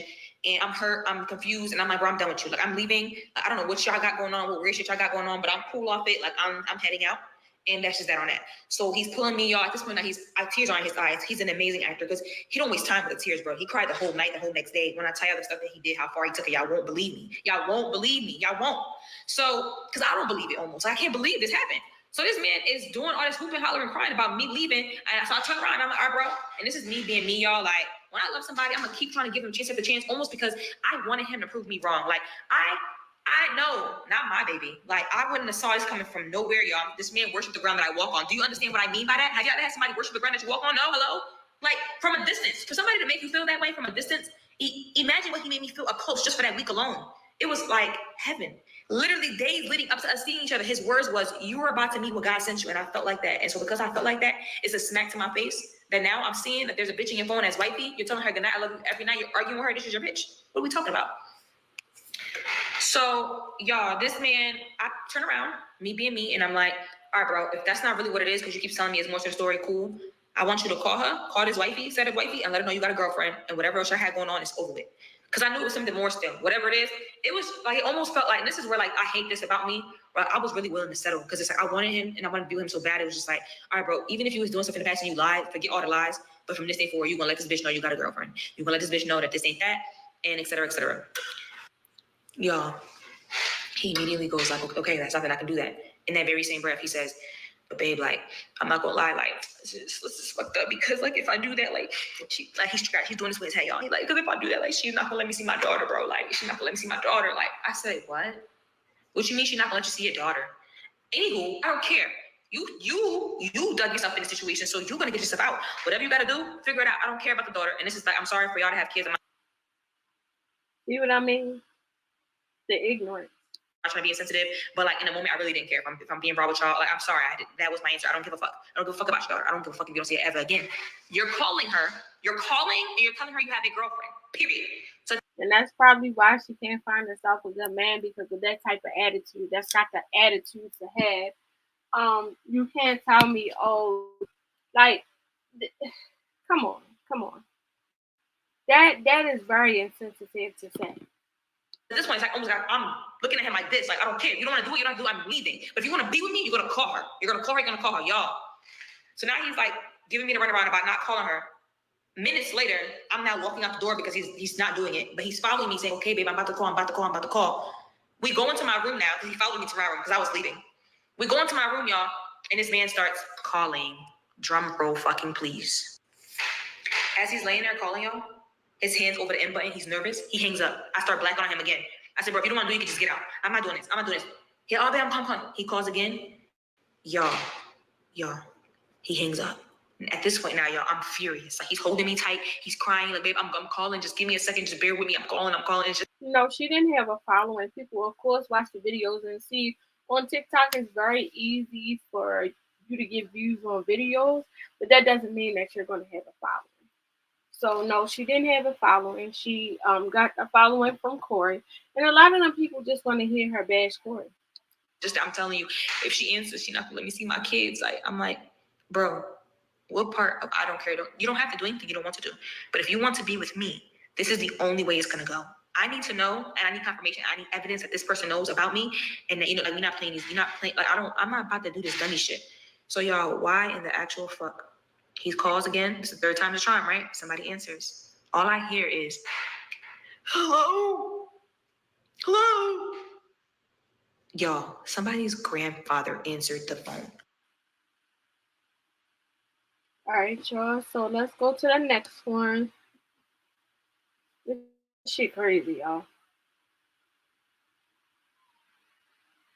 And now she just proceeds to just, like, after I asked her, I said, so, like, I'm trying to really understand, because now I'm questioning her, because at this point, like I said, she probably just be some bitter baby mom. Like, I don't know.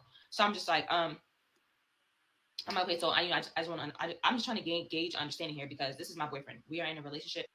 So, oh my God, I got a really bad migraine. So yeah, y'all, I'm telling him to get out of my room, and I'm gonna call, I'm not gonna say off. Like, I'm not even trying to sound like justifying it. It is what it is. Cool. I ate that on his property. She's the mother of your child. Is that really what we're doing here, bro? Do I look like I have stupid written across my forehead? Cool. So in the midst of all that, y'all, now we fighting for the phone. Like, I'm the guy, I hang up on an old man because I feel bad. Like, clearly, like, you gotta be, I hate him, bro. I hate him because I hate him. I'm getting mad because it's like, bro, are you dead? Like, I'm mad at myself, bro. I'm now mad at myself all over again because... So I'm looking at him like, bro, are you stupid, bro? Are you really stupid? And while I'm pushing him away, I could ask him, who is this? The nigga starts answering, talking about this is Adrian. What's going on? Like, and I'm just sitting here feeling so bad for this old man. I'm looking at this nigga, but I have to get proof. Like, I can't just assume, because I'm gonna tell you right now what I assume off the bat. Nigga, while we was walking from your room to my room, that 1 second, because it's the door to door, you mean to tell me you was behind me changing somebody's name in your phone to wifey because you was in hopes that this person, you was going to call this person because it's 5 a.m. and they wasn't going to answer? Is that what you're telling me? That you did that so that you wouldn't have to call the actual wifey, which is the mother of your child? Is that really what we're doing here, bro?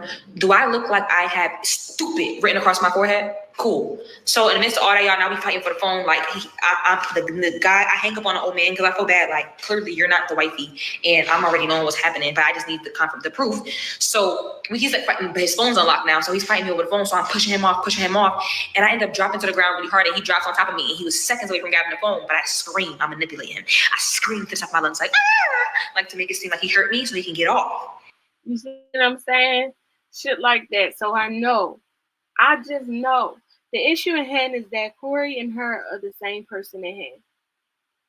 Whole time she tried to manipulate the internet by saying that she had evidence against Corey and never did. So she knew that we would be waiting for that evidence due to the fact that Carmen had just, went through a similar situation. So she used the fact that Carmen said this, that, and the third, and she played off of Carmen's words. So it can really make it, oh yeah, he do this, he do that. And that is not your story. That is just Carmen's story. But as you can see in this clip, we see what type of woman she is. She's crazy as shit. Anytime you have not met a man, you met him on the internet, y'all talked over the phone for 6 months. You don't know him. He could be batshit crazy just like you. But you go, you meet with him, you sleep with him, and he's your man. Girl. And I knew in the 1 second he would get off, it would give me enough time to click a message for me to message the wifey person, the new wifey contact, to see who really it is. Because I knew he wasn't smart enough to do this. So I click it, y'all. Inside, this is before Corey. This is the guy, remember the married guy that she was dealing with before Corey. This is the story time on that. But yeah, you're absolutely right. She's not gonna let it go because I see that she does go live every single day. And it's just like, it's only because they dislike Corey. It's almost like the CJ So Cool shit. Like, people only fuck with royalty because, she beefing with her baby daddy and they don't like the baby daddy. That's all. Like, it's the same thing with Maddie. People know that she dislikes who she dislikes at this moment. And so people are playing on that shit. And why the last message to this contact name was, I just want to confirm that you'll be able to complete the work order Friday at 3 p.m. Y'all, he changed one of his plumbers, somebody who works on one of his properties, because he has properties in Chicago. He's changed one of their names to wifey. It's an old man. So I didn't ask him, but I don't have to ask him. He figured that this man would not answer the phone, and he figured he was just going to tell me that he called. Anything to not call the actual wifey, because as women, we know that if your man calls, no matter what time it is, you're going to answer, right? So at that point, y'all, I stand up. I look at this man like he lost all common sense. This man's like, he's on his knees at this point. And I not gonna lie, y'all, but I do smack. I told the cops this, so I don't care. I can tell TikTok this. I smacked, because the cops came. It got crazy the next day. I smacked the shit out of him. No, for sure. Because you think that I'm stupid. Like, you are playing with me now, like, and it's only, and you're begging and you're crying and you're doing all this theatric shit. Like, I just don't get why a man could do all of this and end up being like this, y'all. The story gets so much worse. So I smack him. As soon as I smack him, he immediately reflexes and boom, decks me in my shit. I go straight into the wall, I drop to the ground. I dropped to the ground, y'all, and I start crying. Like, I did, but I know that I put my hands on him first, so I'm gonna take accountability for that. I am. But to my defense, y'all, I've been trying to get this nigga out of my face the whole night. He kept dragging it. Like, he pushed me. Like, I'm not, like, it pissed me off. Like, I'm not even trying to sound like justifying it. It is what it is. Cool, I ate that one, but I dropped it to the floor, and I'm obviously crying because at the end of the day, like, I smacked you, you wouldn't punch me, but okay. So I just start like crying and stuff, and I'm just like, bro, I swear to God, if you fucked up my face, I'm telling you it's over with. Like, you weird, like, how could you do this? Like, and I'm just like saying stuff like that, and he starts crying, y'all, screaming, crying, he's hysterically crying because he's so scared because of what he just did. And he's so sorry. He's like trying to see my face, and he's like, this looks fine. I'm sorry. Like, I didn't mean to do it. You made me do that. You pushed me. What the fuck is wrong with you? Like, what is wrong with you? I'm with you. You're my girlfriend. What are you acting like that for? Like, and doing all this extra theatric stuff. And I'm crying too, not gonna lie, because I'm just mad that he hit my face. Because I'm like, I was just so sure I would look in the mirror and my face was gonna be messed up. I look in the mirror, my face is not messed up, y'all, but it's like this. Like, my eyes like leaning for sure. It's like swollen for sure. But it wasn't no bruising, which I was happy about. So now, at this point, I'm also, and I did consider that bruises will probably be the next day. But anywho, I'm at this point, it's like, I just want him out of my presence. So I'm telling him, leave my room. I'm dead ass. I don't care no more. Leave my room. I'm leaving. I'm changing my flight. I'm leaving. I'm never talking to you again. Leave my room. Like, that was the verdict. I'm done. This man is so like, you're not leaving. This is not over. And so I'm like, all right, bro. If you try to stay in this room, I'm telling you, I'm not gonna call the cops on you, but I am gonna call the other producers, which I know he will be embarrassed about, because remember, y'all, he cares. Keep in mind, this whole time, he cares so much about this film that he invested almost $500,000. Cool. So Oh my God, I got a really bad migraine. So yeah, y'all, I'm telling him get out of my room, and I'm gonna call I'm not gonna say the name. I said that I don't know what to call him. I'm gonna call Bob, one of the producers, right? And he's like, no, dude. And so I start calling. He starts trying to touch my phone. I kick him, like, don't, like, I'm pushing him off, like, don't touch my phone. I'm calling. So I started calling. He said, okay, I'm leaving. I hang up. So then he starts trying to talk to me again. I said, bro, and I start calling again, and he leaves the room. So when he leaves the room, he's like, please don't do this to me. And please, I won't have anything to live for if you leave. Those are his last words before he left the room. And y'all, I start packing all my stuff. I pack all my stuff, y'all. Just to summarize, I pack all my stuff. And I'm like, I'm gonna wait till I get to the airport, figure it out, I'm gonna change my flight. But I call my Uber. My Uber was 7 minutes away, y'all. I walk out my hotel room, out my door with my suitcase, and as I'm leaving, this man comes out, he steps in the doorway. He steps in the doorway and looks like this.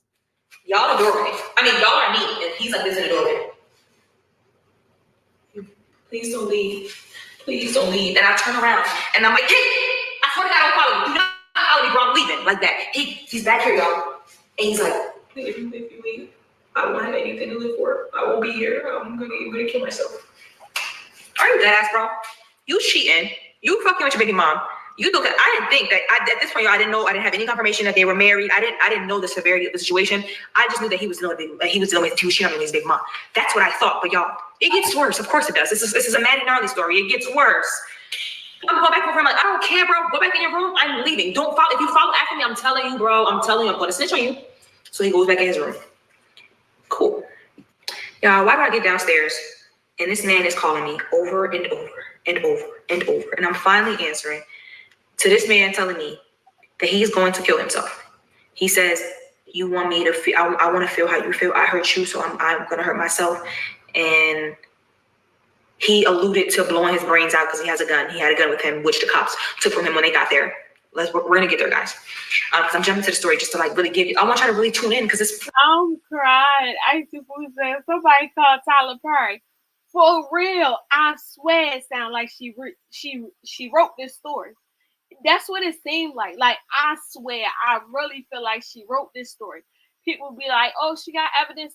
We never physically heard that man say anything. All these are text messages. We don't have no date, no time, no nothing. Really not, this is not made up. This is the movie.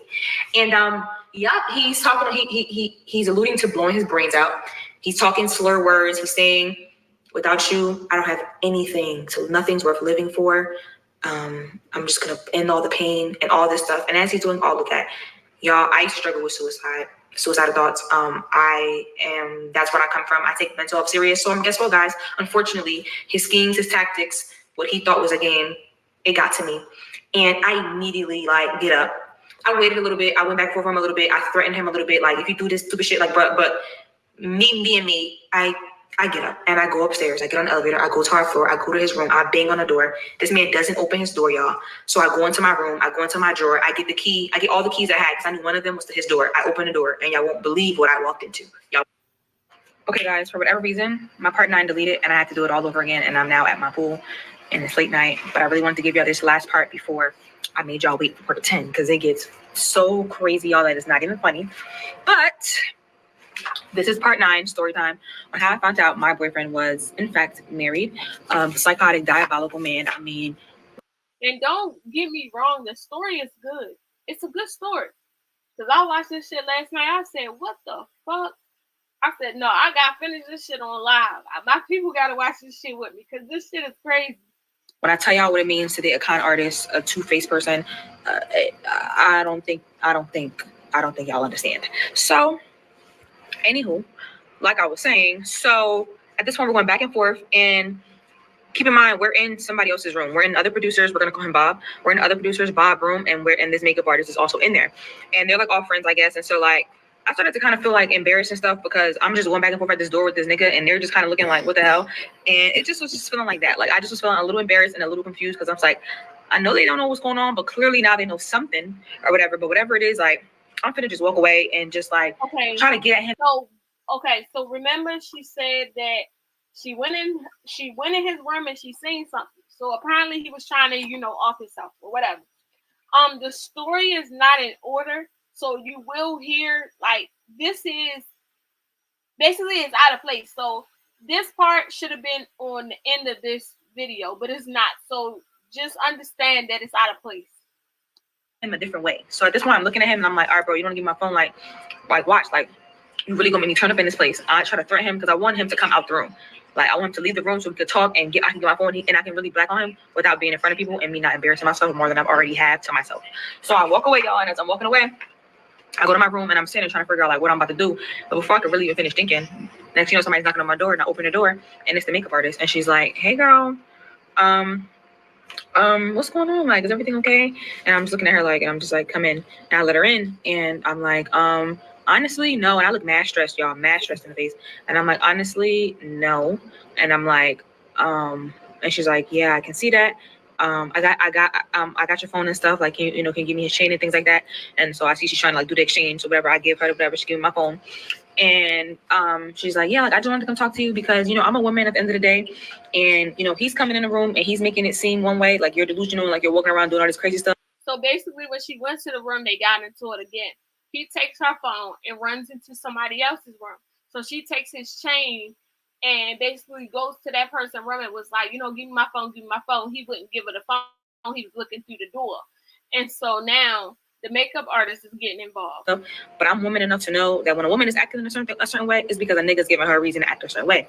And I'm looking at her like kind of pissed off that like, what is he even possibly saying about me? Because it's like, yeah, you're right, you did. I'm so glad that you're able to realize that something's really off because, you know, there's a reason why I'm walking up and down this hallway like I done lost my mind for sure. So now I'm just like looking at her or whatever, and I'm just like, and then she's like, so yeah, she's like, yeah, I know, like, so, you know, you can just talk. I don't, she's like, if you want to talk, I don't want to overstep because like, well, obviously don't know each other like that, so like, whatever. So I'm like, no, yeah, I'm like, honestly, like, I'm just effed up about the situation because this nigga's been cheating on me. I was like, I know that you probably don't know that we've been dating because it's not something that nobody was supposed to know. And before I can finish my sentence, Shorty cuts me off like, she's like this, and she's like, Maddie, you do know that he's married, right? Like, that's really what almost happened. I almost fell out because I'm looking like, what are you saying to me? Just like that. I'm like, what are you saying? What do you mean he's married? Like, no, what are you wrong? Are you just like, making things up? She's like, no, like he brought his wife and his daughter to the very first day of set. You wasn't here because you didn't fly in yet, but he brought his wife and his daughter on the first day of set. His daughter was part of the movie. He introduced her to everybody. We met her. I'm confused. And I'm looking at her like, no, I'm confused. Because there's no way. I'm like, I'm still like, what are you saying? And I'm like, no, yeah, she's like, how long have y'all? So I'm telling her, I'm like, we've been dealing like in each other's life for like 6 months. And I would say like when things started to turn romantic the last 3 months, like, but for sure, like that's my man. Like I can show you, like I'm stumbling over my words. Like I feel confused. I feel like, what are you saying? And she's like, no, she's like, and I'm just confused as to how y'all got anywhere, how you didn't know he was married. She was like, because they live together. They lived together, y'all. Wait for it. They lived together for 12 plus years. She said she said their daughter is 8, and then she has a daughter that's like 20 that he raised. And I'm still looking at her like this, like my heart completely to the ground, because I'm trying to just jog memory. So she has a 20-year-old. Maddie's 27. This man is older. So she likes older men because she know they're gonna spend that cash. Trying to jog the dynamics of our relationship, and how in the world was it possible that if you could be with this girl every single day because you live with her, but you're on the phone with me every single day, you're on FaceTime, you showing me your house, you're doing all this for me when the whole time you're married. I'm not picking up what's being put down. I'm sorry, y'all. I'm not like, I'm really trying to put my finger on it, but now like some things it's like, it was like an overwhelming amount of information in my head. And I'm just looking at this girl and she keeps talking and she keeps saying how she's confused, how I didn't know. And then she proceeds to say, yeah, y'all got the same demeanor. So I could see like, you know, how you could fall for you. But yeah, I'm just really not understanding. She said, but you know, I don't know. Maybe I had the information wrong. But from what I know, they live together. And I'm looking at her like, you're wrong. She's like, no, yeah. Look, I'm gonna show you the girl's Instagram. She shows me the girl's Instagram just for me to see her. I'm looking at her page. There's no pictures of them. There's nothing that points back to them. They don't even follow each other. So I'm like, there's just no way they're together. Like, this can't be real. This has to be like, it's something that I'm almost believing him. You know what I'm saying? It's something that's missing here. You get what I'm saying? So I'm looking I memorized the girl's Instagram name immediately because now it's just like, yeah. Y'all know what happened next. Me being the woman that I am and me wanting to get to the bottom of the story. This is my man in my head, y'all, right? This is my man. Oh yeah, we're gonna get to the bottom of this. You don't want to tell me? Nobody wants to tell me? We're gonna get to the bottom of it. So guess what I did, y'all? I did what I did. I DM'd the shorty and I said, hey girl, we need to talk. It's about, and I say John. That's his fake name. I said, it's about John. And the girl ends up, the makeup artist ended up leaving my room. She's like, yeah, I just wanted to just, like talk to you and check in with you, but I just hope, everything, gets resolved and whatever. Like, I don't even think she cared that she told me what she told me. Like, she just left whatever. And so then immediately after that, he ends up coming to my room, and I wanted to, in the original recording, I showed y'all the little snippet of recording, but it is what it is. My iPad's in the house now. But he ends up coming to my room, and I literally open my door, and I'm like, you think that I'm some dumb bee, and you think that I don't know what's going on, but just know that I know. He's like, what are you talking about? Like, what are you talking about? Like, believe. And then I kept going with the situation. He's like, believe what you want, believe what you want. But I didn't tell him what the makeup artist told me yet. I didn't want to tell him that I knew about the wife, because then that would mess up the operation in some kind of way. I needed to get proof and answers to then bring it to him. So I'm just like at the door, just like at this point now I started recording, because like I said, I wanted evidence. So I'm like, so you mean to tell me it's just me? Like I'm like, no. I said, so you're trying to lie to me and make it seem like it's just me when the whole time it isn't. You got a bitch. He like, it is just you. That's what he's saying in the recording. In later videos, when it's time for evidence, I'll pull that up. So I have him on recording saying that, and I have him on recordings because I said, oh, did you make it seem like I was delusional to these people? And he's like, no, I didn't. Believe what you want, believe what you want. In the recording, I also end up going into the room with them. So now it's two people that he made it seem like I was delusional to, and him. And out loud, I end up kind of throwing the girl under the bus, because I'm like, so why is she coming in the room telling me that you made me seem like I'm delusional? And he's in front of them saying he did not say that. She's shocked that I even said anything. So she's looking like I'm crazy. None of this matters. I end up going back to my room, y'all. And I just was so fed up. Keep in mind, I did not sleep for how many hours? So yeah, I just went to sleep. I'm like, I'm going to sleep. I'm taking a nap. By the time I wake up, at this point, I didn't even change my flight yet, because I just wanted. I'm staying in Chicago, so I get some answers, okay? And then I'll be out. She's so delusional and slow. Why would you give up the makeup artist? She put you on point with something, and you ran her ass out. Yeah, no, Maddie is not a girl's girl at all. And then when I'm done, then I'll be out of here. So I took a nap, and I knew that by the time I woke up, God willing, this girl would have responded to my DM. And surely enough, y'all, 2 hours later, I wake up and she responded and said, "What's up?" And I said, and she said, "Hey, what's up?" And I'm like, yeah, can we talk? She's like, yes. I'm like, can I have your number? She gave it up. I said, can I call? She said, yes. Y'all, I called Shorty,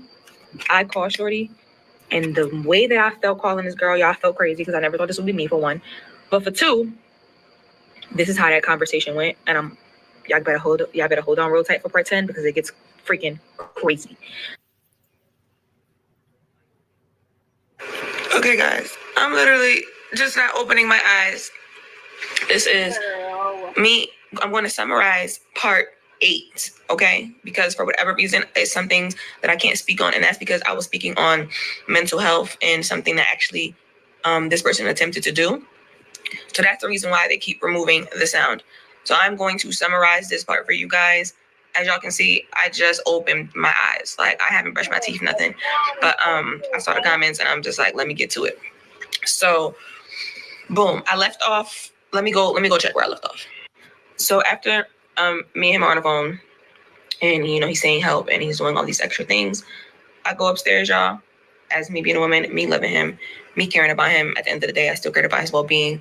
And so I go upstairs, and I can't say what I saw, but I let myself in a... Okay, so remember, the story is out of order. So remember, she said she went upstairs. She said she seen what she seen, and this is when he takes her phone, runs into them, and this is how that makeup artist got into her room. So she's getting ready to explain that. Room by going into... First, I knocked repeatedly. He didn't answer. And then I went into my room, and I went into my drawer, because I had like a bunch of keys, and I knew one of them was the key to his room, because I had got one. And I had opened the door. When I opened the door, yeah. So it was just like, are you like, my response to it was like, are you literally immediately, like, the words that came out of my mouth was like, are you stupid? Like, what is wrong with you? And I'm just like, I'm calling the hospital, like, I'm taking you, da-da. And he's slurring, and he's like, no, I'm okay. No, don't take me. Just don't take me. So we're going back and forth. Like, I'm so irritated. I'll probably go live to really explain to y'all, like, how stupid the situation was. And I'm just like, at that point, I had made up that I was going to stay with him, because obviously, like, although I was upset and stuff, I still did care to, like, enough to, like, I need to watch him, obviously, because clearly he's probably capable of anything. And again, I didn't, even if it was all for show, like, even if it was theatrics that he was, doing, the fact that you're even doing that, for me, it's like, you are mentally, I'm saying, like, something's wrong with you. So I have to, I'm saying, like, I have to watch you. So I end up laying down, and I'm like, all right, I'm just going to go to sleep. And that's that. So now at this point, he keeps trying to, like, grab me and say he's sorry, and I'm literally telling him, can you please just let me sleep? Like, I have not slept. At least let me sleep. It's like 7:30 in the morning. Can you at least let me sleep for an hour, bro? Like, I'm not asking for much. Like, just let me sleep. Like, I go to sleep, y'all. I wake up. And I can't even describe to y'all the pain that I felt when I woke up. Y'all ever just wake up and you just pray, like you hope, like you just had a little bit of hope that you will wake up and it will all be just a dream. I woke up and I looked at him like, because I woke up to him like trying to like kiss me and stuff. And I moved him and I'm just like, oh my God, this is actually happening. Like my heart physically aches so much that I can't even describe it. Like I can't, y'all don't understand. Like I keep trying to really reiterate, like, I see some comments of people saying like, y'all never met in person until then. Like, you know, this is crazy and all this stuff. Like how you didn't see the signs. Like, bro, this man was the perfect guy. You know, he was the only thing was that he was short. But that didn't matter to me. Like, yeah, that was one of the things he told me is, hey, by the way, when you see me, like I'm short, I'm not tall. And I know you say you love tall guys because that's like I do. I did say that's my preference, but I have dated guys in the past that shorter. But anywho, yeah, y'all. So outside of that, like this was like the perfect guy to me. I don't know how else to say that. So anywho, so now y'all, I just look at him and I break as apologizing and stuff, and I just look at him, I can't even respond. Like I just break down, like officially break down in his face. I'm sobbing, crying, like not like little tears. Like I'm hyperventilating, I'm breathing back and forth, crying. He's just grabbing me, saying sorry, and I'm pushing him off because it's like, mind you, I still didn't know what I know now, so I can't. But like, I can't wait to just get to the part. I'm trying to hurry up and get there. So y'all, that's why part 8 doesn't matter so much, because part 9 is where like it matters. Part 8 was just that. I was walking out through that process of how bad it hurt. And like I was now at this point I had called my little sister. I'm on the phone with her. I'm telling her what happened. She's telling me I need to get out of there. Like I'm showing her my face. She's like, you need to get out of there. I don't care. And you know, whatever. And at this point she starts documenting. So I'm going to use the proper words because I don't know if this is another reason why the video got taken down, but she starts like documenting and stuff, like, you know, like just what was going on. So just so that like, you know, she can keep track on like what was going on. I hope y'all got that. So I'll comment that, whatever. So yeah, so now at this point, you know, he's just apologizing for putting his hands on me and stuff, and you know, like just all that stuff. So that was pretty much most of part 8. Then after all of that, at some point I ended up leaving, finally being able to leave the room. He would not let me leave. I finally ended up leaving the room because he ran out about something. I don't know what he ran out about, but I thought he was just spiraling. So I literally watched him leave out. I watched him get in his car, his window, like the parking lot view. I watched him get in his car, pull off, and then come back. By the time I see him come back, I already just left and went to my room. So then fast forward, y'all, this man ends up coming to my room. It was just like a bunch of back and forth. He ends up coming to my room and he ends up like we end up like going back and forth about the situation. And now we're like on the bed. And by the time I look up, he leaves and my phone is gone. Like I'm looking for, as soon as he walked the door, I'm looking for my phone and my phone is gone. So that just started the whole thing now, because it's like, bro, you got my phone. So at this point, y'all, I went and got his chain. Just to give it to y'all summarize, I went and got his chain because I'm asking him, I'm going to the room. I went to his room. He wasn't there.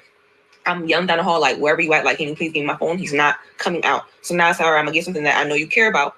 And this is my way of trying to, like, I'm gonna find, because I see his car still there. So I know he's on the floor. I know he was just in somebody else's room. So now I'm doing that. I got the chain. Fast forward. Finally, he opens. Like I finally realized what door he's at, because I remembered one of the other producers' room that he was like really cool with. So I'm now like going to knock on that door specifically, but he already opens the door and he's just looking at me, and he opens it like where I can't get in. Like he just opens it in his face and he's like, "Give me my chain," and I'm like, "Give me my phone."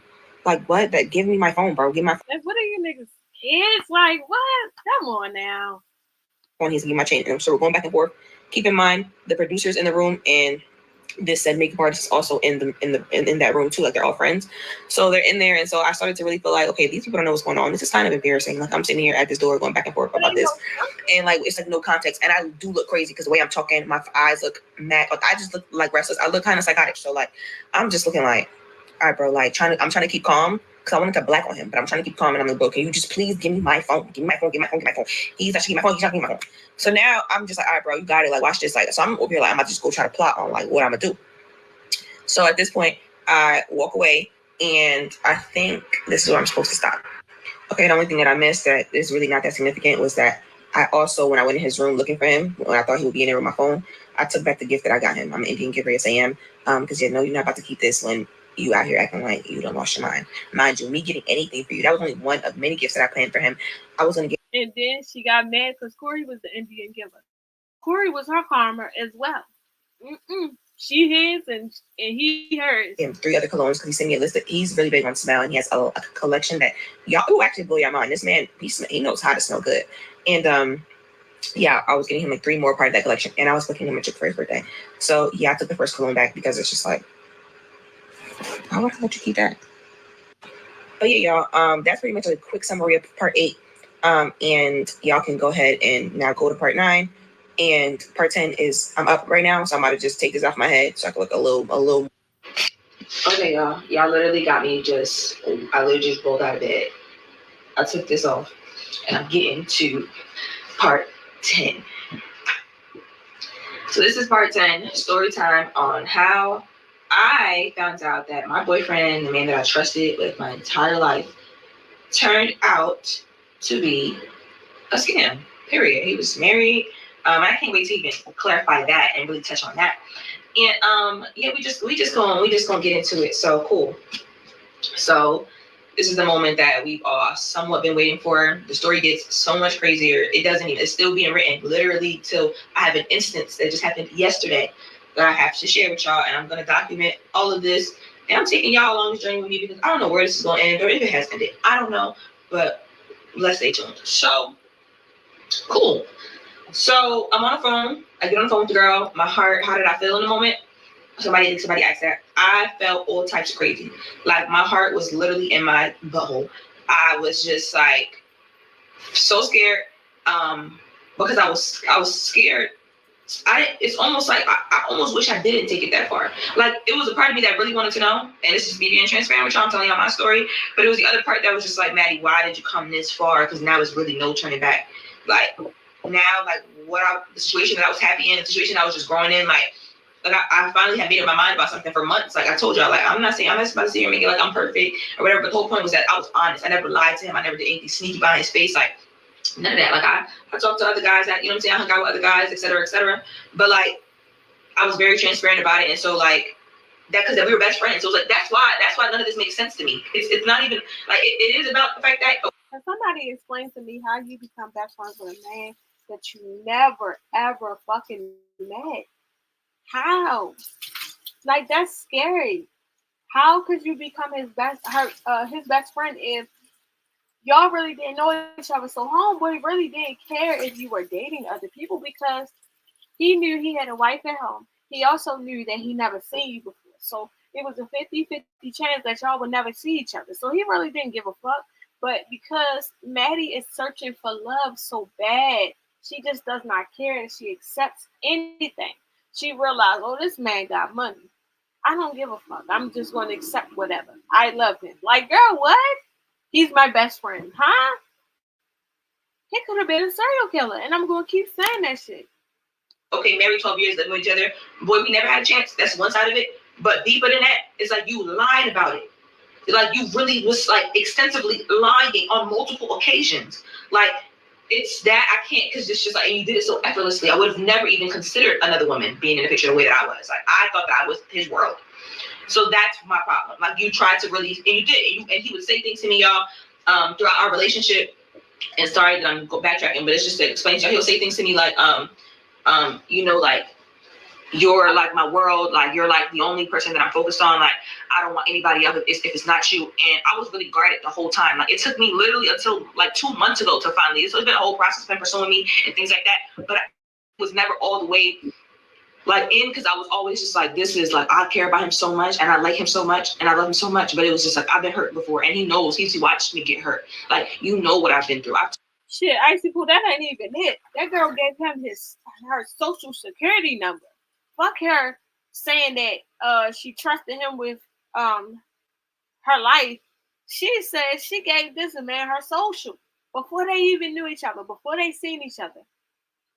Told you your stories. Like, why would you end up being worse? Like, it doesn't make sense. And he would say things like, I just can't wait to get you to fall for me the way that I've fallen for you. Like, just let you let your guard down. It's a safe space. I literally have messages of me saying to him, it's gonna be a long time before I ever do that. Like, I've been through a lot. So, et cetera, et cetera. But she said that she told him that she loved him before they even seen each other. So Maddie is a capper. Maddie falls hard because she wants to be in love. She was married once before. She was married before this.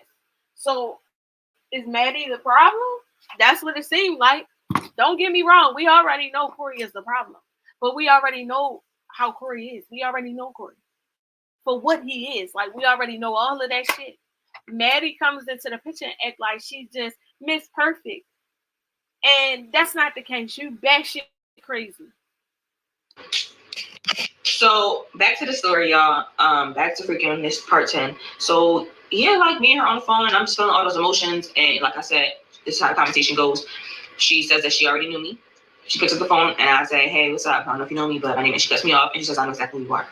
And then I continue to try to explain like why I'm here in Chicago. I'm with this said person. I'm here because, and I'm trying to. And she cuts me off and she's like, "I know why you're. I know." She was like, "I knew you had something going on." He told me that he would tell me that I'll ask him because I just felt a lot of things that she was doing was inappropriate. Like I saw that. She goes, because when we was in Greece, I saw that she was video calling him.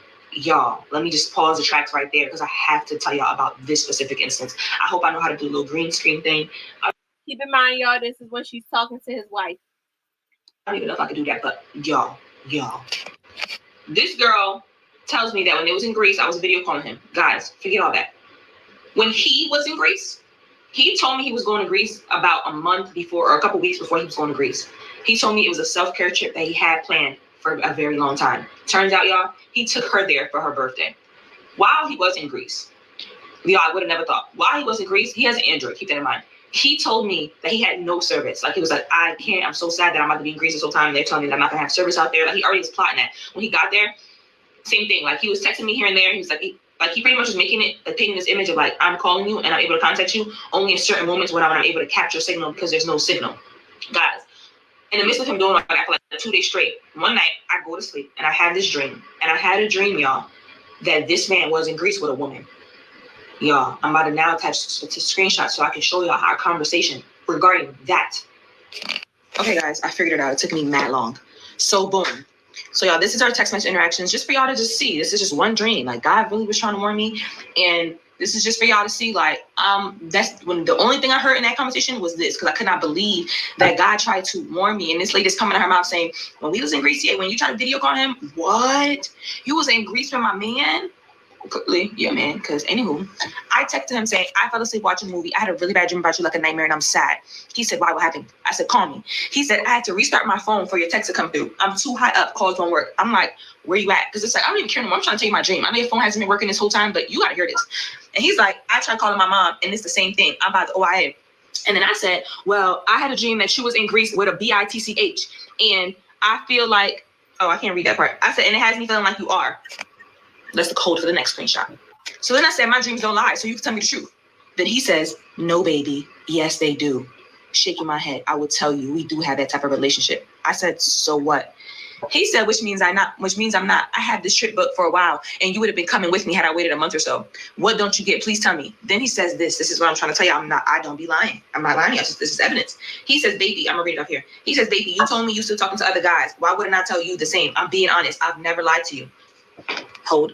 Then he says, "We really need to talk ASAP." And I said, "I don't know." He says, "I do know. And just a FYI, if I were, which I'm not, it's a fact she know about you at this point. I don't do drama and I don't do lies because it causes too much unnecessary problems. And besides, I love you too much. And I love that you care for me like you do and that you fallen for me. I'll protect you. I promise." And that was my last response. It was such a nightmare. And I've never heard nobody being in Greece without. And then he just proceeds to send me a screenshot about how it's him trying to get in contact with his mom too. And he's telling her the same thing. But I now know that he did do that. He probably did tell his mom he didn't have service, and he made this whole thing up simply just to cover this for me. So yeah, y'all, that is the Greece thing. I had to really just stop on there and tell y'all about that dream because it really just goes to show y'all, please, God don't be giving you dreams for no reason. And mind you, I'm a dreamer. It's one of my gifts. If you know, you know. Like, anything that I dream about happens. So it's just like, why would I let this man tell me that my dreams was lying? He tried to make you feel like I was tripping. It's just like, whole time I wasn't tripping. But y'all, I believed him, and I don't even know how I felt for this, but anywho. So proceeding with the story, she continues on to tell me like, and you didn't find it weird that, because at some point, y'all, while he was in Greece, he texted me, and this is going to end in a minute. So hold for part 11. at some point while he was in Greece, y'all, he texted me and he was like, hey, babe, I'm going to have to call you off of another phone, off a recorded line. And I'm going to have to tell you, to not call me anymore because they went through my phone. I don't know why I believe this. He said they went through my phone and they saw like our conversations on Instagram and like our video calls. And for professional reasons, like because of this lawsuit that I have against me, I have to tell you to refer all questions to the other producer. And he says her name. He says, because of the lawsuit against me, I have to make it like that. And from now on, we can't talk on Instagram. We'll just talk over the phone and, we'll figure it out. But yeah, he said, I'm going to call you. And while he's in Greece, y'all, he does call me and says, hi, hey, this is da-da-da-da-da. But he could call you for that, but he can't call and talk to you? Girl, you slow. Just trying to let you know anything regarding the film or the movie, go ahead and refrain your questions to such and such. He did that for his wife, but made it seem like he did that for the lawsuit. Okay, so this is now part 11. This is going to be it's going to be y'all 20 parts. I'm going to tell y'all right now, but you might want to get comfortable. And he had a sexual harassment case going on because of something that happened on the job. So you're going to stay with it, girl? Oh my God, Maddie is something. We want to get a blanket, get some popcorn, sit in your car, kick your feet up because it's a movie. Part 11, story time on how I found out that my boyfriend was married and pasta scammer, horrible man. Anywho, so yeah, y'all, the Greece thing, not gonna lie, that took me out. Y'all saw that. That's crazy, right? I know, yeah. Imagine how I felt when she said that on the phone. I just went right back to my dream. Like I didn't think about nothing else. Like it's almost like I saw the girl in my dream. Like I could not believe it. So boom. So she starts saying that, and I'm just backward, and I'm just like what? He told me he was in Greece by himself, and I'm telling her like what? He told me that he was making that call to me because she's like, you ain't find it funny that he called you? She's like, yeah, that's because I told him I feel like it's inappropriate for your talent to be writing you and stuff like that. It doesn't make on Instagram and sending you pictures of herself and video calling you. And I'm like, well, no. He told me that he was doing that because of the lawsuit, and he had to just be really cautious with all talent and stuff like that. And she's just like, wow. And so then now she just proceeds to just like, I started asking her. I said, so like, I'm trying to really understand because now I'm questioning her because at this point, like I said, she probably could just be some bitter baby mom. Like I don't know. So I'm just like, I'm like, okay, so I'm just trying to gauge understanding here because this is my boyfriend. We are in a relationship, and she starts laughing like, it's like I'm still talking because I don't care. So I'm like, and we're in a relationship, and so I'm trying to understand like, what is y'all relationship? Like I know that you're my mother's child, but like I'm hearing things that y'all live together, and I just want to clarify on that. She's like, yeah, girl, that's my husband. I'm his wife. She's like, we've been living together 12 plus years, baby. I got a ring on my finger like that, and now I'm like, what? So I'm like, so you telling me that y'all live together? I said, so, okay, so riddle me this.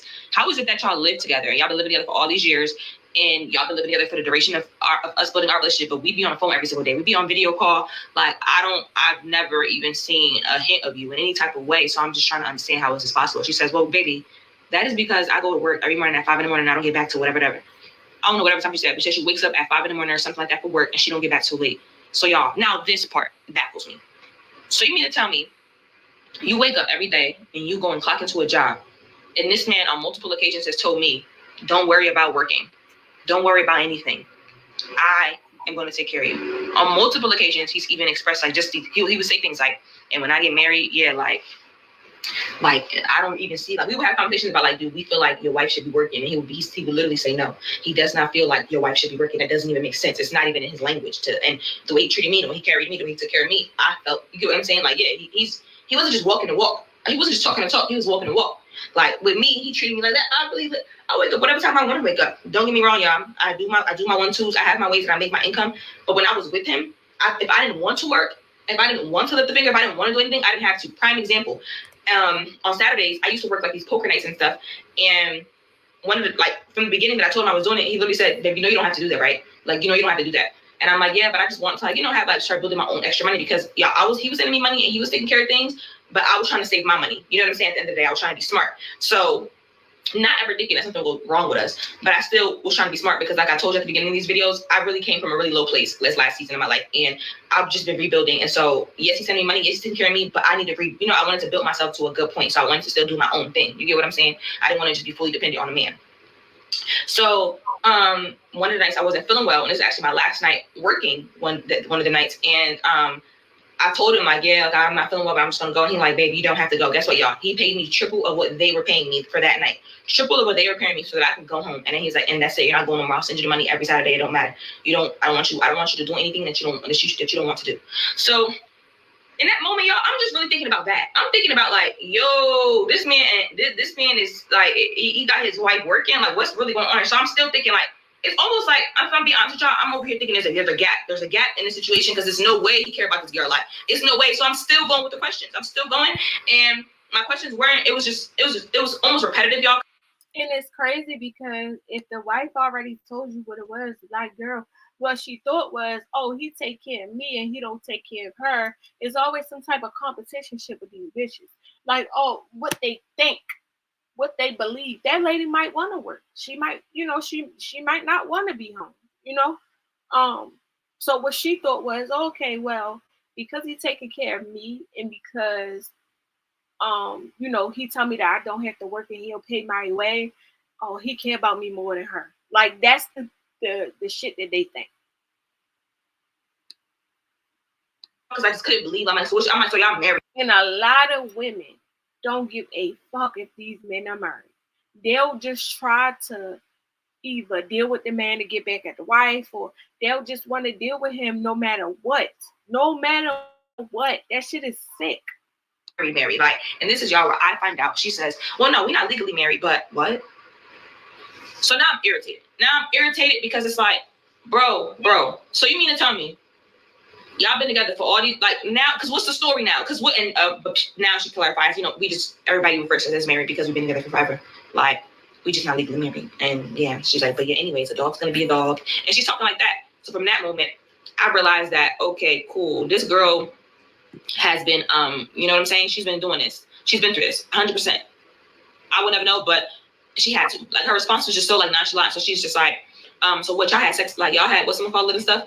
And I'm like, yes, every single day. Like, every single day. RAW. You know what I'm saying? All that, all the way to the end. Finish. So you slept with him, RAW, and you slept with Corey, RAW, and you only had been with him, this guy in this story, for a couple of days. Like y'all had just got together and you slept with him, RAW. You get with Corey, I'm pretty sure as soon as you slept with him, you did the same thing because right off the thing you was pregnant. Wow. All up in here, like all of it. Nothing missing, nothing lacking, babe. And she's just like, what? And I'm like, so when the last time y'all, whatever? She was like, right before he left. And I'm like, got it. So this man really, you hate me, bro. At this point, that's how you feel. Just say it. You hate my guts, because that's the only logical explanation. This man telling me while I was in Georgia here where I live at, he was telling me like, oh, I want you to wait for me, You doing all this talking, and whole time you sitting here all up in something. Like, okay, cool. So that makes me hot, because I felt like a part of me was like robbed, or like you really tricked me. You tricked me. You're tricking me and you're making me mad. So now she's like, I'm about to call him. So y'all, she goes to call him and he don't answer. And she's like, aren't our rooms next to each other? She's like, go to his room. And I'm like, I was literally just at the same time telling her, I'll go to his room. Y'all, this is where it gets so, y'all won't believe what happened next. And guess what? I'm making y'all wait for the next part. Yes, I am. Guys, immediately, I'm on hot. I'm thinking about everything. In literally one moment, all our memories are just flashing through my mind as I went over right next. See how dramatic she is? She thinks she's in a goddamn movie. Like, why? Maddie, shut up. Door and started knocking on his door, because I knew that it was about to go down. I knew that this was the moment that, like, I'm not saying I was waiting for it, but it was just like, in my mind, y'all, walking up to the door, I'm gonna be honest with y'all, I 100% felt like, I don't care about nothing this girl talking about, because this man loves me. This man worships the ground I walk on. And so when I open this door and he finds out this girl's on the phone, in the end, guess what? He's going to choose me. He's going to choose me because the way that this man loves me, y'all, like the way that he expresses his love for me, nobody on God's green earth can tell me that this man don't want me for real. Niggas lie every day, B. You gotta understand that. You niggas be lying. And you really, really, really, really, really, really said that out your mouth. Oh, he's want to choose me. Damn, you allow this nigga to choose? For real. So he may have history with this girl. They may have some ties together. Maybe reasons why, you know what I'm saying? Like, he didn't want to necessarily leave her, maybe because of kids, but realistically, he don't really want to be with her. Like, look at the cards that's been dealt. It's no, yeah, you took her to Greece for her birthday, okay, cool. Yeah, I went on a trip to Florida. That's another thing. No, Michelle, she lied about that too. I don't care what nobody says. She lied about the pregnancy as well, because what she slipped up and said was, "Oh, I'm not pregnant no more," right? Her and Corey got into a physical altercation. She was like, she told the story. She was like, "Yeah, He came into my house and charged after me. She said I didn't have any clothes on. She said her, you know what was out. My thing is, how is that out if after you miscarry or after you get rid of it, you're bleeding? Technically, that's usually what happens. And yeah, like, so I believe Maddie lied because she knew that he was going to go be with Danny, and she told the whole internet, "Oh, I'm pregnant," just to throw it in his face or throw it in Danny's face.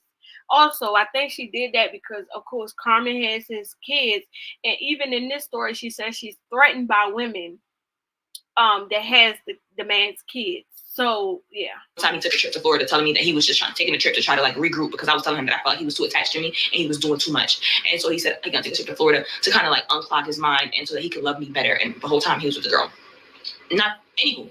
Like, maybe this is just what's comfortable for him. But in reality, in my mind, y'all, I'm like, this man wants to be with me. So at this point, he's gonna choose me. Y'all, I'm knocking on the door. He opens the door, and the words that come out of his mouth was like, "What's up, babe?" She hears that. She's like, "What?" So I put the volume down. I had the phone to my ear. He didn't ask me about who was on the phone because I'm always on the phone with my little sister. So he never would have thought like anything. He's not thinking nothing of it. And then I'm just like looking at him, and I'm like, my heart was like palpitating like that. And I'm just like, my voice is shaking. I'm like, "What you doing?" And he's just like, "Nothing. Just standing around here.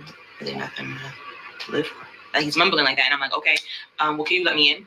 He lets me in. So I woke up, and now she's on the phone in my ear like, and I'm like, so I'm like, "So what's up?" And he like, "What's up, baby? Like, you need anything? Like, what's going on? Like, you already said you don't want to be with me." She's in my ear like, put me on speaker. And I'm like, "Hold on." She starts video calling. I answered. Okay, y'all, what's really taking me so long is actually a few things. First thing is, in the middle of me recording part 12, he called me. I haven't gotten nowhere near to the end of how this thing is really rolling out, but it was really crazy. I recorded the whole entire conversation. I obviously cannot post that. And so, yeah, y'all, this is, I almost don't even know the words of how I'm feeling right now, but I will continue to tell the story, and I'm going to finish recording part 12. Right now, I'm just at this video shoot that I got booked for. My story. So this is now finally the continuation of part 12, story time on how I found out that my boyfriend was actually married. Guys, the reason why this video has taken a little while is because I've been in a frenzy today.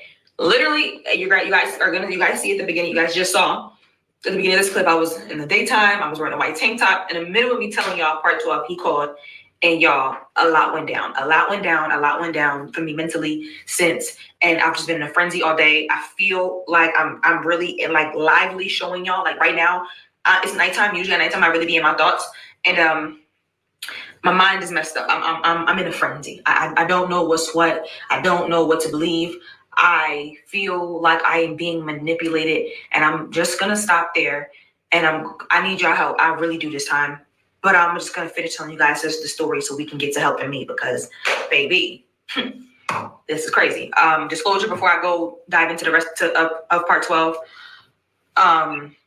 That was really the experience. What I experienced was a really dark experience. It was a really painful experience. It's hard to navigate and even word it. A lot of moments are like flashes. Some things I'm trying to bury, some things I'm bringing back up just to share with you guys. And the last disclosure I guess I would say is there's some things that I won't be able to specify and say the way I want to say it because I don't want this video to be muted at any point. So with that being said, let's get into it. To give you guys a little background, if some of you are still like, you need a refresher, what we discussed in part 11 was I got on the phone with the wife and we start pretty much comparing stories, comparing like what he's saying to me, what he's saying to her. And the verdict, at least at this point for me, is like, all right, my objective for walking to his room, for knocking on the door, for going inside the room and being on the phone with the wife is like, hey, we gonna lay this shit out. You get what I'm saying? Like, I'm right here in your face, me, because I'm your girlfriend. I'm the one that you love, because that's what I'm, that's how I'm carrying it. That's the confidence that I had and what we had going on. And this is the wife, or I don't know what I got going on, but whatever it is, she on the phone. So now it's no more he said, she said. It's no more, oh, he telling me this, he telling her that. Now we here. So what's what? Who is who? And let's just get this thing over with. Like, I'm done being lied to. I don't like, it's one thing for me to be cheated on, but it's another thing for somebody to play with my intelligence. And I can't respect that. So it's like, let's do this. Like, if you know what I'm saying? You stand on what you stand on and stand on it. Cool. So y'all walk in the room. I'm shaking. My heart is literally palpitating. It's boiling in my butthole. And This lady's in my ear. Like the last thing he says to me before it all went down. I kid y'all not, it feels like a flash. What I'm about to even show y'all, I'm gonna try to show y'all what's happening because like it's the best way for me to do it. I blacked out after this. Like I blacked out and it's all just flashes of moments. Okay, y'all. This girl's in my ear talking about some video call. She starts. His last words was like, "Okay, baby, so what's up?" She video calls me, y'all. I answer, and before like anything could really transpire, I just flipped the camera so he could see her, and she just starts yelling. She says his name, remember, for the sake of these videos, his name is John. She's like, "Yeah, John, you here with your little girlfriend? I see you. You here with your little girlfriend? Yeah. I caught your stupid ass. Y'all, before like all this was happening all at once, I just wanted y'all to get her words out. Immediately when he sees her, they're both yelling at the same time. Immediately when he sees her, he goes, ah! Babe, let's say y'all her, y'all are her, y'all are the wife, okay? And this is me right here, and I'm him. He goes, babe, I don't know this bitch.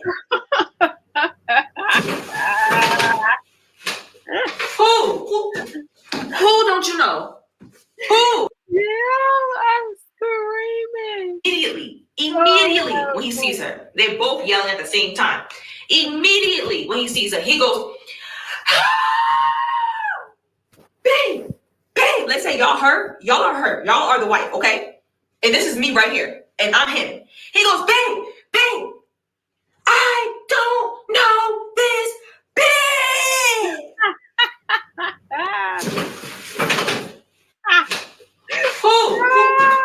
Who don't you know? Who? You don't know the women whose bills you've been paying? You know who you've been pouring out your love to for the last how many months? 6 months? You don't know the girl who you was just inside of every day consecutively for the last 6 days? You don't know me? Me? Sarah, this was before she even knew. She might have knew of Corey and Carmen, but this was before she got with him. This was like right after this situation she quote unquote says happened. This was like in May. This story that she's telling right now, and while she's telling this story, it's back in May. So this was before she even got with Corey. Me? My nigga. Y'all, I said, what? He immediately grabs my phone. That's all I could say. I said, what? Like, and if you saw it in his face, it's like he meant that. You know what I'm saying? Like, but she had so much confidence that he was going to pick her. And they always do because they be so fucked up in the head thinking these men lie. They lie. And y'all bitches believe them like a dumbass. And then what y'all think is, oh, he don't love his wife because he messing with me. Whole time, he don't even, if his wife ever out, that's his ass, and that's what happened. And that's not even his wife. That's the crazy part. That's his girlfriend. That's his baby mama. Like they've been together for a long time, and they call each other, husband and wife because they've been together for a long time. But even with that being said, his loyalty is with her. No matter what he tells you, if he looked at you and said, "I don't know this bitch," and you in his room, how the fuck you get in his room? What are you, the fucking maid? How the hell did you get in his room? Like, come on now. So it's like that is so embarrassing because as she's going to his room, she's stating, "Oh, he don't love her. I already know. I got this in the bag."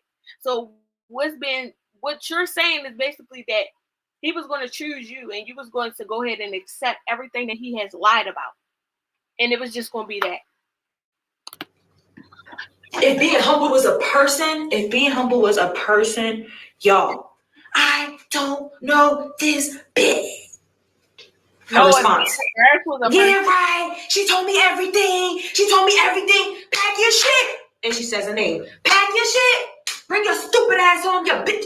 Like she's wilding. Like, bow, bow, giving it to him. I can't even repeat it because it was crazy. At this point, I'm sitting there like yelling at him, but like yelling at him on some slow motion because I feel like I'm confused. I can't even tell y'all what I said to him. I kid y'all not, it's a blur to me. I just remember certain moments that was like pivotal. Like I'm sitting here just like yelling at him back like, Like, yeah, nigga, like, you a liar. You say you don't know me. You don't know me. You know me. You know me. It wasn't you. It wasn't you. You know me when you was eating this. Like, I was trying to, like, I'm heartbroken, y'all. But I'm in defense mode. Before, like, while all that is happening, he grabs my phone, swings it across the room, smashes to the wall, drops on the ground. I run to my phone, and I run to my phone. She's still yelling on the phone. She's like yelling on the phone. And at this point now, like, me and him fighting. I run to my phone. He grabs me, throws me on the ground. Boom. He throw me on the ground. So now we're fighting. I just remember her. She's still yelling on the phone, telling me to pack his stuff. Or she said something on lines of like, John, call me from your phone. Call me from your phone. That was Max. That was crazy to me. Like, me and this nigga that's fighting, he beating me up, like, this nigga choking me out, slamming me, punching me, ripping my eyelashes out. I had lash extensions like how I do right now. Rip them junks out. Like, we are fighting. We are heavily, extensively fighting. I'm now blacking on him. Like, I finally grab my phone. I hang up on her because, like, bitch, stop talking. Because you worry about the wrong stuff, okay? Niggas is out here getting dirty. If you was real, bitch, you would have pulled up and you would have laid hands on him too. Because where you stupid nigga been playing you for how long? She making me Why would she lay hands on him? For what? What would be the reason? Why? Cause you mad, you upset, you young and dumb. all over again. So now, we get into it, bow, like slamming, all this stuff. And this is the sad part because she got mad because the wife took him back. But baby, you was prepared to take him back. If he chose you, you was prepared to take his ass back. You mad because he went back home with his wife. I run to my phone, so I grab it. I see my phone is broken. Like the back of my phone right now is all types of crap. That made me tight. Word. That alone made me so tight that I can't even like describe to y'all because it's like, bro, you give me in the phone. He goes, B, I ain't getting you. Like he called me all types of names, all types of insults. Y'all, the man that works the ground that I walk on, I'm trying to tell y'all, I've never even heard him so much as curse. He was dogging me like, you whore, you like, you this, you that, and this. But like I was garbage to this nigga. Like, so in the midst of all that, we're still fighting. So now I grab his laptop and I'm like, you're not fixing my phone? At this point, y'all, I knew that once this went down, the rest. Now I want y'all to listen to this. Doesn't this sound familiar? It's about to be, yeah. Cause yeah, I already knew I could see in his face how angry he was, but in the moment I felt like I had nothing to lose because nigga, you playing with me. So I grabbed the laptop and I said, you're not fixing my phone? Answer my question. He said, BITCHISTG. I swear to God. You have nothing to lose over these men. She said the same thing with Corey, like, oh, he ain't got shit, I ain't got shit either, so I don't got nothing to lose. Over these men, girl, you is sick. If you throw my laptop, it's over. And this bitch is through. I'm telling y'all, something wrong with her ass. All this is over men. He actually said something more intense, but I can't share. He says, like, you know what I'm saying? Like, and I'm like, all right, then hey, to hell we go. All this movie shit. Hey guys, so this is part 13, story time on how I found out that all this movie shit. It's too much movie shit for me. My boyfriend was actually, in quotation marks, because they're clearly delusional, both of them, married, and etc. I don't know. Me personally, I don't use the word married, or I refer to somebody as my husband. Oh, hold up. But listen to the shade. Unless they actually, are. I was married before, disclaimer. And somebody actually put a ring on it and actually, got on me and actually signed legal papers and actually married me. So, that part is still kind of like trips me up. But let's get into the story. So, how you mad at his wife? I never understood that. Y'all women will cheat with married men and then get mad with the wife. For what? Why? She don't owe you nothing. You knew, or maybe you didn't know. But half of these women be knowing these men be married and then get mad at the wife. Like, that shit weird. Oh, I had the laptop and I slammed it. Didn't she do the same thing with Corey? As soon as I slammed it, y'all know what it means for somebody to charge at you? Like they don't really give two fucks. You know what I'm saying? Like about you. Like I was a nigga at that point, man. Weird word. What? Grab me, slams me, boom. Next thing you know, y'all, all I hear is glass. We're in a hotel room. All I hear is glass shattering. You understand what I'm saying? A window. And I'm on it. I'm on this window. Man, boom. Oh, I gotta be careful with the wording now. Everything that's happening It's happening extremely fast. Like I'm saying it slowly, y'all, but it's happening way faster than what I'm even describing. I mean, it's like this. Boom, next thing. Okay, next thing, you grab a bottle, slams the bottle of my head. What? Bottle of Henny? What? I grab a bottle. Wow! I throw that bottle full speed at this dude. Like I'm coming to. I really hope that this bottle breaks on your face and cracks. You know what I'm saying? 1, 2. I gotta be careful. All that, like it's all that going on, y'all. And amidst all that, he's saying things like it's all a big blur. But he's alluding to things like, you know what I'm saying? I can't say it, but you know what I'm trying to say. Like, oh, like you want to take me out. Like he was trying to take me out. Like everything after that was he's literally trying to take me out. And I hate how I felt in those moments because I was still mindful enough to know that, like, bro, man, you gotta go. You gotta get him and you gotta dip. Like you gotta go. But it was like the rage, the anger, the frustration, the pain in me that felt like, bro, I don't have anything to lose. Like I felt like that. I felt like I am really willing to keep going with this situation and keep, because it's not like he was keeping me in the room. Like he was trying to actually drag me out. He was trying to throw me out the room. But that was his big thing, like get out. But I wasn't getting out because it's like you broke my phone. You did all this to me. Like no, I'm not getting out. No. And this is me being raw, trying to get into y'all raw. I was not. I wanted all the smoke. You get what I'm saying? Like, I don't care if I'm losing here because clearly I am. Like whatever. I want all the smoke. Like I have rug burns all over my knees too. Like all that. But I don't care. He dragged me out. I had this tank top on. He had the tank top in out earlier, just like that. He ripped the tank top out my titties out. He want to throw me in the hallway. So you mean to tell me I got all this? You really want to humiliate me and throw me in the hallway with my titties hanging out? Like, I don't even have my titties. Like why would you want to throw me out in the middle of the hallway with my titties out? Like that's kind of messed up. So all this is happening extremely fast, y'all. It's not like he was keeping me in the room. Like I usually have enough self-control to like. I had rug burns all over my knees too, like all that. But I don't care. He dragged me out. I had this tank top on. He had the tank top in out earlier, just like that. He ripped the tank top out my titties out. He want to throw me in the hallway. So you mean to tell me I got all this? You really want to humiliate me and throw me in the hallway with my titties hanging out? Like, I don't even have my titties. Like why would you want to throw me out in the middle of the hallway with my titties out? Like that's kind of messed up. So all this is happening extremely fast, y'all. After I threw the bottle and I saw it just crack all on his head, I knew like. This bitch don't breathe. Like, goddamn, breathe. Like, she just go on and on and on and on and on. God damn. She don't take like, what the fuck? Oh, this is going. And I'm going. Like, I'm going. But I did feel like I took a little too far. But it was like, no, you took it too far. But I think on my end, like, I usually have enough self-control to like, all right, I'm going to step away from the situation. Like, it is what it is. I think the last time I had like something intense like that, I was like a freshman in high school.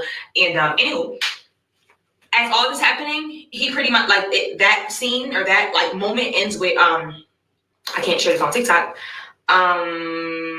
It ends with, you know what I'm saying, you get, I'm finna. So yeah, you better step. So whoa, obviously I come to my senses and it's okay, period. I'm gonna step. I run out the room. My titties is out. I don't have a shirt on. My titties are out, y'all. And I just instinctively just ran out the room and I pushed my door open and it opens, which was like OMG miracle that my door was open. I didn't have my key, I didn't have anything. I had my phone in my hand. I'm shaking, and as soon as I busted the door, y'all, I dialed 911, and I'm shaking because all I'm thinking about how is this man. From what I saw, this man, he's no longer the man that cares to keep me safe. He's no longer the man that loves me and worships the guys out loud. This is my enemy. This person hates me. This person hates me. This person hates me. Like I never felt sure of that. Like you hate me. You hate me.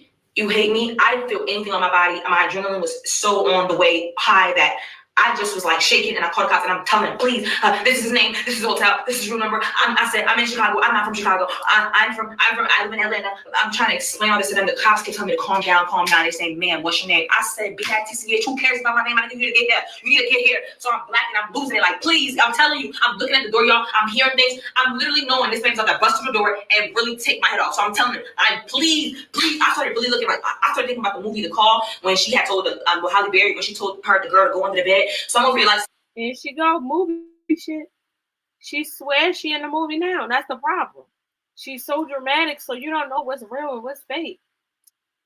If there's any space, but y'all ever been to a hotel room where like this hotel is so low, like there's no, you can't really go under there? That shit was making me tight because it's like, actually y'all did a horrible job making these hotel rooms, because imagine, like, I should be able to hide under a bed. But then I started thinking, like, Maddie, it's stupid. You shouldn't stay still. You need to go down the hall and start running or something. But I was scared because, like, I don't know. Like, what if you can't? Like, I'm fast, y'all. I used to run track. Google me. Like, I was like that. You feel me? But it's like, it's still a risk. Like, my titties still out. It's not like I have a shirt on still. Like, bro, I'm just trying to answer the cops' questions. Please get here. Next thing you know, y'all, why do I hear, like, I hear him saying my name. Our room's right next to each other. And I hear him saying my name in a frenzy voice. Like, he's saying my name. I hear him saying my room number. And I'm like, are you calling the cops on me back? How you calling the cops on me? So now I'm getting mad because it's like, now I'm scared because I'm thinking I'm in Chicago. So what you about to, so what, because you know, that'd be a thing. Like, they'll still arrest you too. Like, because it's not like I'm innocent. I ain't do nothing, you know what I'm saying? Back, so it's like, oh, so y'all about to take, you about to send me to jail? And I'm not even from here. So who's going to come get me? So now I'm like, while I'm on, now I'm texting. Remember that producer that I told you about that quit and all that stuff? I texted her because I knew she was standing on the hall, and I figured, you know what? This man is your enemy, and he's my enemy now too. So yeah, we gotta be on the same side now. I actually need your help. So I text her, hey, please, if you're here, can you please come? Because she kind of tall and like big and stuff. So I figure like, you know, maybe you might want to put hands on him too or something. But whatever it is, maybe you could keep me safe because I think I just wanted somebody to know that if something happened to me, this is why it happened. That was my only agenda there. Then I went to text my sister. Then to my best friend. I said, yo, this was going on. And then I texted my sister, to my best friend. I said, because I couldn't text my brother fast enough. And I'm like, I need to be bailed out. You know what I'm saying? He don't want us to come bail. My brother's the only person that I think will catch a flight and come bail me out. Yeah. So I'm just like, yo, this is what's going on. Handle it. Boom. So now the cops tell me to calm down, relax. To like just go somewhere where you could like, you know, be like hide and stuff. And I'm looking like I'm getting mad because nigga, where am I hiding at in this one bedroom? There's no bedroom. This is just a suite at this point of a hotel. Like, so I'm answering the questions. And at this point now, like I said, I hear like slamming in the room. I hear people in the hallway, and now I start to feel kind of safe because now people are like really like I believe when I ran out from my room to his room, it was already people looking at me. People probably saw my titties because people heard the whole window shattered, y'all. The entire room shattered. So I knew that it was people, but you know how like I can't tell y'all for sure. I don't want to something. You know what I'm saying? I can't tell y'all for sure what was going on in a lot of these moments because it was so like fast and flashy and like that. Like I was just like that. This is the best way to describe what I was feeling. I look retarded because I'm trying to show y'all really what was going on in my head. And so, yeah, y'all, next thing you know, I start hearing the sirens. One thing. Yeah, in your head, I will say shout out to Chicago PD or whatever, because it was technically Hillside, Illinois, like a city or I think like another town, but it's like Chicago, whatever. Shout out to them because in Atlanta, let me say something. You call the cops, you're gonna be waiting there for at least 3 hours. So by then you're dead. These cops got there so fast. Like it felt slow, but in reality it was fast. And boom, they get there. They come to. I hear them go to his room, and then I guess I don't think they spoke to him or something. And then they come to my room, and they're like, "Good morning, guys. This is part 14 on how I found out that my, in quotation marks, because I forgot to even put quotation marks around this one, boyfriend turned out to be, in quotation marks, married. Yeah, let me get up real quick and we gonna get right into this one. He don't want to be safe, don't save them. That is not my nigga, don't play my. I thought that song was appropriate real quick. Yep. Okay, guys, I decided to come outside to finish telling the story just because I felt like getting some fresh air in the morning. Anywho, so where did I leave off at, guys? Can y'all remind me? Okay, y'all reminded me. Left off where I'm in my room and I'm waiting for the cops to arrive. Like I said, the emotions that I was feeling was nervous, scared, and just like, I really thought I was gonna go to jail. I'm just gonna be honest with y'all. I really thought I was gonna go to jail. Only because I've been in a similar situation, honestly speaking, and not nowhere near to the same capacity or the same, but in a similar situation. But we were in his apartment, and I ended up getting arrested because we were in his apartment. So because it was his hotel room, I thought, well, maybe I'm probably gonna be the one to get in trouble here or something, or both of us are gonna get in trouble. Really, that's what I thought. But regardless, I don't want to get in trouble. I'm in Chicago. I'm not from here. I don't have family here. I don't have friends here. So if things hit the fan, my family and friends are gonna have to fly into Chicago to come and save me. That would be I know that they would, but that would just be very annoying and embarrassing. So, yep. The police get there, they knock on my door, and they're just like looking at me, and I'm just sitting there like I'm just literally in shock. And they're like, all right, tell us what happened. So at this point, I'm telling them my side of the story. I started rambling, y'all. At some point, I started literally telling them, because I was in so much shock, and they're like the first people I was speaking to after all this. I'm like literally telling them about our relationship, and they're like stopping me, and they're like, hey, I'm sorry, we don't mean to be insensitive or anything like that, but we're just here to talk about what exactly happened here. And I'm like, oh, I'm so sorry. And now I'm just like kind of just letting them know this is what I did, this is what he did, this is how this happened, et cetera, et cetera. And they're just like, okay, and they're like looking at me, and they're like, how do you feel? And I'm like, I feel fine. Besides like my head was hurting. Like these are the things that were like bothering me, but I didn't feel like it was that serious. My head was hurting a lot, but I thought it was just because obviously there's so much going on. I hadn't slept. Right here did hurt a lot. Like I don't know what happened here. I can't tell y'all if it was a blow, if it was, I don't know what happened. But right here was hurting a lot. And then my knees were like scraped up and stuff from like bruises. I mean, from like the rug burn and stuff. And I didn't have like bruising yet. I didn't have anything else. And just the last thing was my eyeball, my left eyeball. Oh my God, it hurt so much. I don't know if it was from my lashes ripped out. Burning. My eyeball was burning. And so I told them all of that, and they're like, okay, we're just gonna check your head and stuff too. So they checked my head back here, and they're just like, they had like the paramedics come, and they're like, oh, from our assessment, we do think that you should go to the hospital, but obviously it's totally up to you. And I'm just looking at them like, I really hate hospitals, but you know what? It will be my luck that right now I've realized in that moment, like I just have a lot of adrenaline, so I probably don't feel a lot of things. But tomorrow, this is gonna probably really hurt. And surely enough, y'all, I woke up the next day like, what in the actual FUCK? Like my body was on fire, like every part of my body. But I agreed to be taken to the hospital, so they bring a wheelchair. And at this point, y'all, I had a hoodie on, I had on my leggings, so I put that on before they walked in the room, and I didn't want y'all to think I was getting pulled out in a suitcase with my boobs out. But yup, they rolled me out, and y'all put my hoodie on extra tight, extra forward. Cause I'm just like, this is really mad embarrassing if you really think about it. Like, I just know all these hotel guests are just looking at us and like, just like what? Because everybody heard it apparently. So I'm still wondering, because I had overheard while I was sitting down that he wasn't there anymore, that John wasn't there anymore. So I'm like, did he flee the scene or something? Because if he did, y'all need to find him. So I'm thinking about that, but I didn't want to ask, and then they'd be like, well, this girl worried about the wrong stuff. So they bring me to the ambulance, and now the paramedic inside the ambulance, she's just like, taking all the stuff they need to take from you, your blood pressure, and asking me like, how I feel with this, that, assessing me again. And simultaneously, the police comes in, the officer comes inside the ambulance, and he asks me, did I want to go forward and press charges? My answer at the time, y'all, was simply that I would think about it, because I couldn't make a decision like that right then and there for a lot of different reasons. One of them being, if I went forward with pressing charges, I would have to come back to Chicago over and over each court date. That's like a lot. And then the other side of things was just like, I need everybody to just know, because I'm already seeing comments like, why are you still in contact with him, things like that. It's like, I do love this person. You get what I'm saying? Like, no matter what I'm saying to y'all, no matter how frustrated I am, no matter how hurt I still am, like, nothing negates the fact that I'm hurt because I love him. You get what I'm saying? Like, still to this day, to this very second, I love that man.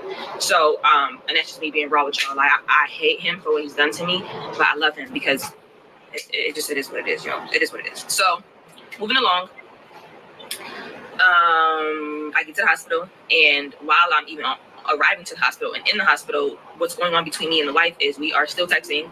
We are still like exchanging, like, okay, this is like, she's asking me for like evidence on things, and I'm giving it to her on some woman-to-woman junk. Like, you know what? Like, here, this is that. I was a little bit frustrated doing it because it was just like, I don't know why. I just felt like I'm not gonna lie, I really did feel like just like the other woman feeling, and I'm over here like proving to you how your man is playing you. I felt like that was it. That was like, it just felt like that was the energy, and I didn't like it because it's like, it's really not that at all. Like, I knew nothing of you, girl. Like, what the hell? Like, so anywho, regardless, I still did it because, like I said, I'm a girl's girl, and I'm always gonna be a girl's girl. Granted enough, as I go through the rest of the story time, this lady really pisses me the hell off. Like, that's why there's so much tension now. Like, at this moment, like, I don't like this woman. I don't care for her, simply because of how she handles some things, after the fact. And I just expected more from her, especially because you're like almost double my age. So, anywho, moving along. So, I guess. Oh yeah, she likes sugar babies. Because if the wife is almost half your age, and he is too. To the hospital, and pretty much everything turns out to be fine. I had like a CT scan or X-ray, a CT scan. I did have a concussion, but outside of that, like, everything was pretty fine. My eyeball, there was no scratches in my eye. They did like some eye drop things to make sure, and they tested me for HIV. They asked me if I wanted to. I said absolutely, clearly, because I don't know what the hell's going on. Everything came back good, thank God. And now let me tell y'all what happened at the hospital. What I found out at the hospital. Y'all, first things first. I overhear cops speaking again, and they're like, yeah, he checked himself into the hospital. So I don't know if we were at the same hospital, but I'm pretty sure we were, and this man checked himself into the hospital, or he was brought to the hospital. I heard two different stories now. But apparently he had to get like stitches right here in his eye. I don't really know how. I don't know if I did that. Obviously, I probably did. And he broke his hand. That's crazy. So that's what's going on with him. And he probably broke his hand when he went and punched the wall at some point, because it couldn't have been breaking his hand on my body. But anywho, And then something else happened at the hospital was me and the girl were on the phone, like pretty much like almost like for a good amount of time. Like even while the doctors were talking to me, she was on the phone with me. And y'all, this is where I started to get pissed off with this girl, because now it's like, okay, you think this is funny and it's not funny. Like, and I understand everybody displays their hurt in a different way. I am cognitive of that, but it's like not at the cost of dismissing somebody else's or invalidating somebody else's feelings. So while me and her on the phone, she decides to call him on three-way. She added him on the line. I don't even realize she added him on the line. And she's like, John, I got your girlfriend on the line. And he's like, that's not my girlfriend. That's not my girlfriend. She's like, wow, look at both of y'all at the hospital. What a domestic love story. And she's like laughing hysterically. And that to me wasn't funny. Hold on, y'all, for part 15. The way that I just be getting on here without even brushing my teeth, washing my face, you know what? Anywho, part 15, y'all, story time on how I found out my in quotation marks boyfriend was married. I'm tired of saying at the beginning of the video, y'all. Can I stop saying it? Can somebody please comment and tell me that I can stop saying that? Manipulated, like that's the process of manipulation, right? We're talking about like just like the psychological effects on somebody. Like it's not just as simple as, oh, girl, get up and go, get up and it's done, it's over with. Like you don't care no more. No, the girl, I still care. I still am holding on to what I believe him to be. I still am trying to navigate all of the emotions on top of everything that transpired. I'm still grieving from the relationship. I'm still grieving from the fact that like I told you guys before, this is somebody that I saw as my best friend. You get what I'm saying? Like my safe space. Heaven sent. These up until 1 week. You get what I'm saying? Like, so we're comparing a week of events in a relationship and really a day, because it's really a day when things, or about 2 days when things really start to go bad with us. Compare that to 6 months of everything that our relationship embodied for me. So yeah, it's not easy. It's not easy at all. So I do want to say that, because I just feel like sometimes it's easy to, from the outside looking in, because I've been there before, like, girl, you stupid. Like, just that's it. It's over with. It's done. What is you still on that for? You get frustrated when you're watching people that you don't know, or even people that you do know. Like, I do that with my little sister sometimes. Like, I'm like, girl, if you don't just break up with him, like, I don't want to hear it anymore. But, hey. I don't think so. But even if we did see this video, I still think he would still fuck with her, because he's just thirsty. That's why being empathetic is very important. And that's why just like, like, don't rush anybody's process, because everybody's process is everybody's process. Anywho, so I did want to hear like what what he had to say, and I wish that I didn't want to hear it, because immediately she's like, after she said that, she follows up, like he's saying like, babe, no, babe, I'm at the hospital, they're about to put me in this machine, and she's like, no, like, hold on, because she told me that you said that the reason why you didn't want to tell me was because you didn't want me to keep your daughter from you. I'm telling you right now, if you want to be with her, because you can be with her. I'm not gonna keep your daughter from you. You can go ahead, y'all can be together, because clearly y'all have a little love story going on right now, so y'all can be together and you can still come see your daughter. And he says, no, babe, I don't want to be with her. I don't want to be with her. I want to be with you, baby, please. I have to go in this thing, get this x-ray done, so can I please call you back? What? So she's like, okay, and then hangs up. And then like I'm just sitting there like just feeling stupid, and I started to kind of feel like she did that to like, and I don't know for sure, but it did feel like it was like a mockery, because it's like you could have said that to him you could have asked him that on his own, and this is when my heart started turning like against her, almost like it was never for her, obviously. But my thing with Maddie is, you also said that you knew that he was going to pick you, so you also was doing the same thing, hoping that when you walked in that room, she would be on the phone and she would be the embarrassed one. So now that the shoe is on the other foot and he picked her, he's basically saying he doesn't want you. Now it's a problem, girl. Obviously, but remember, I started off feeling like, all right, this is another woman who you hurting too. You know what I'm saying? But now it's like, you just seem evil too to me, like, because that was like not nice. You could have just asked him on your, privately, do you want to be hurt? And he would have told you no, right? Why did you have to, you know what I'm saying, have me on the phone like that for me to hear that? You don't think I'm already hurt? You don't think that my feelings matter? You don't think that I understand you've been for 12 years, whatever the case may be, but you don't think that this hurts me too? Like, do you think the time has, like, what do you think here? Like, what do you think? She doesn't care, raw dummy. Why should she care about your feelings? Why? Like that's some dumb ass shit. Of me. And so all of that was running through my mind at that moment. I'm just like kind of like on the phone. Like I'm just on the phone, like silent. Like my heart is like that shattered me hearing it again. Especially because he said it in a calm voice. And so it just felt like, damn nigga, you really play me. Like I'm just like, you played me, bro. You played me so bad. It's not even funny. So then she's like, yeah, well, you heard him. Then she says that. That's what had me all the way effed up. Like, oh my God, that's what had me effed up. Like, yeah, we heard him. And I'm just like, yeah, I did. But anywho, and this is like I went into like that defense one. I'm like, anywho, I don't want him, girl. That's your man. You got to deal with that. And so now I'm like talking like that, trying to pop my shit back. And I'm like, yeah, I don't want him. That's your man. And so, I hope that y'all, figure it out. Y'all work things out. I don't really want to continue the back and forth conversation. But yeah, I hope that y'all, work things out and that y'all, continue to be or try to be a happy family because, I'm going to move on with my life. At the end of the day, I'm young and I'm turned. I don't have to settle for this. Like, and I said, I did like, I subbed her because I'm like, some people do. You know what I'm saying? But I don't because I'm young and I'm turned. I have everything going for myself. I don't have any kids. I don't have anything tying to me, anything. My career is just really kicking off. Like, I'm just getting started. Me this time next year. If you know, you know. So it's like, I'm what I'm saying? I'm not really worried about the situation. I'm going to get past this. And I'm just like kind of trying to pop my shit before I get off the phone. So I'm like, all right, what's up? So yeah, have a good day. Well, y'all work things out and whatever. And I banged on her. So that was the hospital scene. So that's how that whole thing ended. I ended up getting discharged, and in the process of me getting discharged, my brother was like, you can't stay there. Like, he was trying to move my flight earlier, but he couldn't. So the next flight wasn't until the next day. He was like, so you can't stay at the hotel, because apparently the hotel was saying that even though everything transpired, the hotel staff considered me the victim. So they're like, you can stay in this hotel. And even though it was like, under his name and stuff, like they said I could still stay in the hotel, but that he would be banned from there. He had to come get his stuff and leave after he left the hospital. That shit don't make no sense. If it's under his name, then everything under his name has to go. And you, as your room was named, you being as though that the room was under his name, you should have had to go too. So that shit didn't even make no sense. Maddie be lying. All right, y'all, but we gonna move on. I'm gonna let her finish just a little bit, and we got to move on. But everybody in my life was like, no, are you stupid? Like, he can still, you just don't. It's just not smart. So he was just like, so he booked me a hotel closer to the airport, and then moving my flight to like 5 a.m. So I ended up going to the hotel, and the producer who quit and who was like the enemy to everybody, she's the one who actually ended up taking me to the hotel. And I really appreciate her for that, because obviously she really didn't all the way know me from nowhere.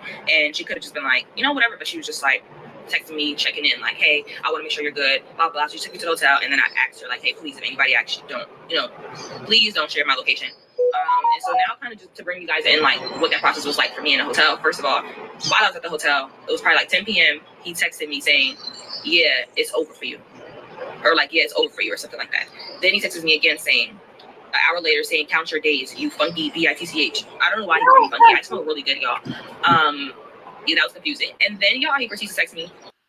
Damn, Corey said the same thing about her too. I don't know. That's crazy. Because I feel like they was doing it because they was mad, or maybe that's a fact. Because Corey said the same thing.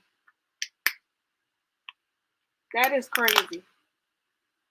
Saying your in your head was trash, just FYI. What? So I'm like, this is why I feel like he's trying to text me things to like make me respond, but it's like, okay, well, I'm not gonna respond to any of that because I know that I'm not funky. I don't care for you to tell me to count my days, because babe, you're gonna have to count your days if I have to count my days. And then you're saying that my head and my whatever is trash, but it's like, I know that's not true because you lasted 15 seconds in both. So see what I'm saying? Like, what are we really talking about here? So I didn't respond to any of it because I just felt like he was trying to get a response out of me, and that was that. So I kind of forced myself to try to sleep, y'all, but why was I waking up the entire night like having hot flashes, feeling like this man was at my door? Like, it was like PTSD in full effect, and that was literally the entire night.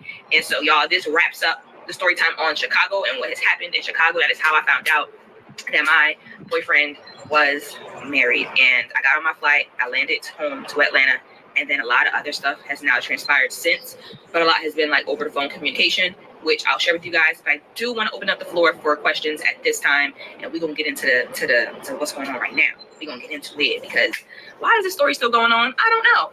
I'm not gonna lie, y'all, I don't know, because the fact that I just got off the phone with this. So basically, the story goes on by her being home now. And mind y'all, he's the person that got her the place or whatever the case may be, right? So also he fixed her credit.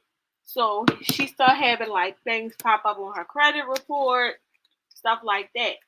Right? And then of course, in true Maddie fashion, the dramatic way, she comes up with this, and now still to this day, he's still texting me, talking about he's not happy with his wife and he wants to be with me. He has people from the movies that he's writing calling me, saying that he's reaching out to me because, now he has to go to a psych ward. He lost his mind. Basically, he's trying to say because she's out of his life, he lost his mind. Y'all know damn well. Like, get the fuck on, girl. The fuck out of here. You barely knew that man. That man barely knew you. Like, girl, you is crazy. Anyway, let's move on. Get to the bottom of it. I think no, I exited out. Damn. I was about to say, I think I already got it up.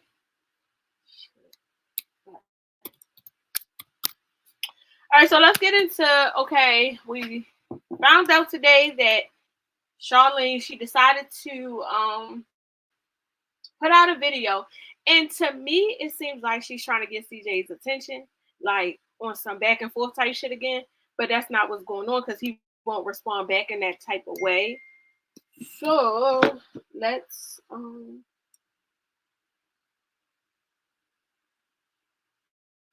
what?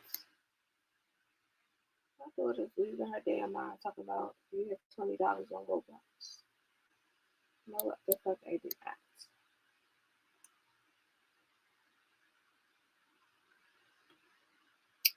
Yeah, that man must got some good one. Cause he definitely I knew what it was when Danny and him was first of all, you wouldn't be at her house like that, you know? So I already knew what it was. He also was shown moving into her house. So I knew what it was. Danny was already bad when he went down there. Why would you be telling a woman to unblock you if y'all don't look at each other like that, you know? So I already knew what it was with Danny. I already said that from day one. And then he slipped up and started calling her his girl. Like, y'all not together though, huh? Like, yeah, okay, y'all real slick about y'all shit. But I already knew that too when he said that.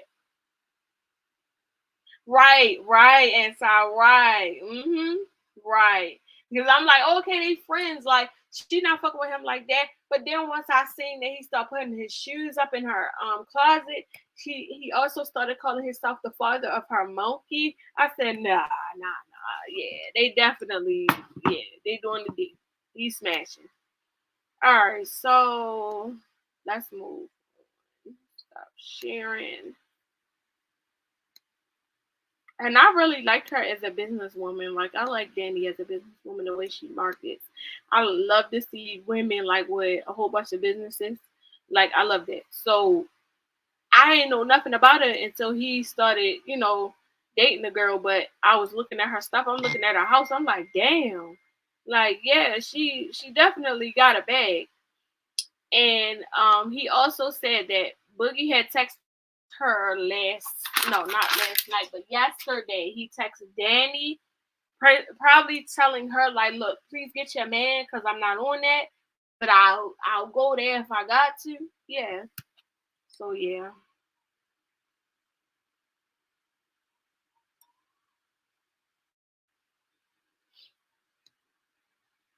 But I don't even think she feel like she different. I feel like Danny do his ass in. I think that'll be the one to do his dumb ass in. Honestly, she got her own bag. He can't take from her. He took from Carmen. He took from Maddie. He can't take from Danny.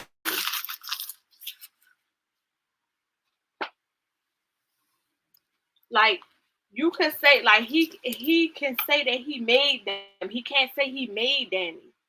Danny got her own bag, and I feel like with her, she's gonna be the bitch to say, "Get the fuck out my house."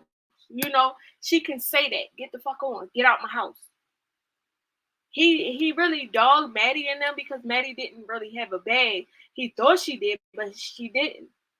So now he moving on to somebody else with a bigger bag that he feel like he can use. But I feel like Danny would be the one that, yeah, she got more money than his ass. So yeah, he did that to Carmen because he felt like he could, and that was so disgusting. But hold up, and especially to hear, I don't know if y'all watch Carmen Frank, what's her name, Kiana J. She did a reaction to Carmen's video, basically explaining everything, and she was like, "It's been times that he'll call Carmen lazy, but Carmen to be up at 2 o'clock, 3 o'clock in the morning editing his videos, and still got to be up at 2 o'clock and be on whatever she was filming. She had her own little show, whatever, going film for 13 hours. Like, so it was sad to even hear that shit, man. I was like, yeah, I'm glad she doing her thing. I really am, cause yeah, she deserves so much better. And Boogie, you better not fuck up now.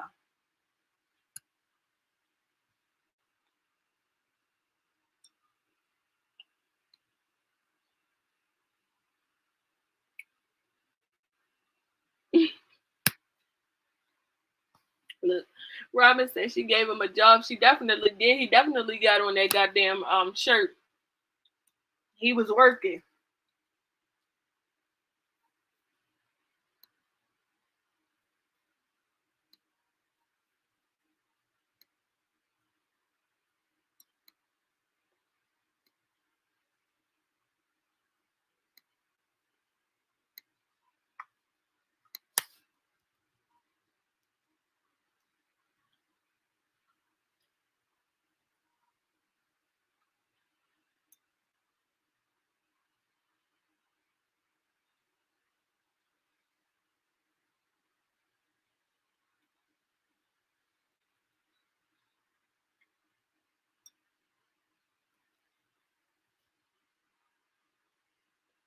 All right, hold on, y'all.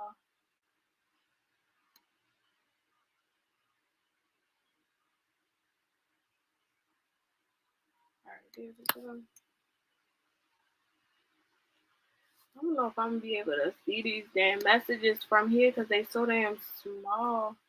All right, so anyway, so yeah, Charlene, she did our video today and she leaked CJ number and CJ said people think they got motion. Try getting your number leaked.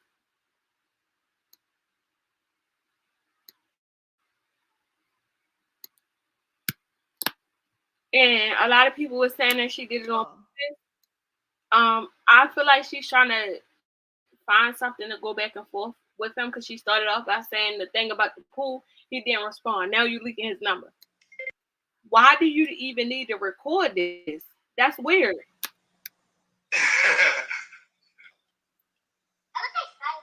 Your room stay clean.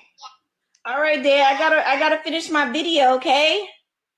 Say bye, Royalty Nation. Bye, Royalty Nation. Bye. I see you soon, okay?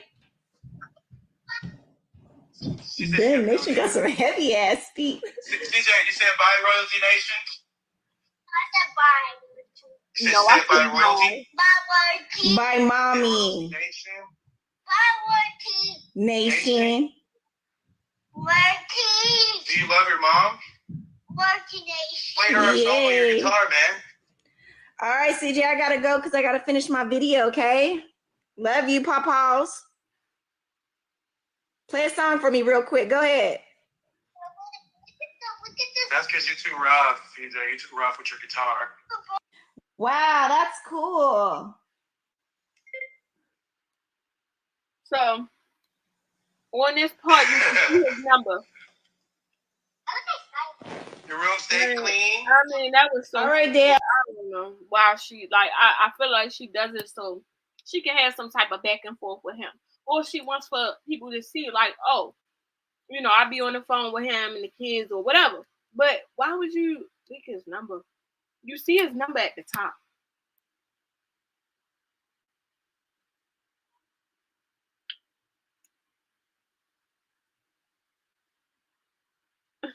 Y'all stupid as shit. Talking about she gotta put a video. I'm crying. Anyway, hold up. All right, so this is what I said I can't really see because it's so small. Let me pull it up on my phone. Um, Now I did do a poll. Let me see. Hold up. Okay.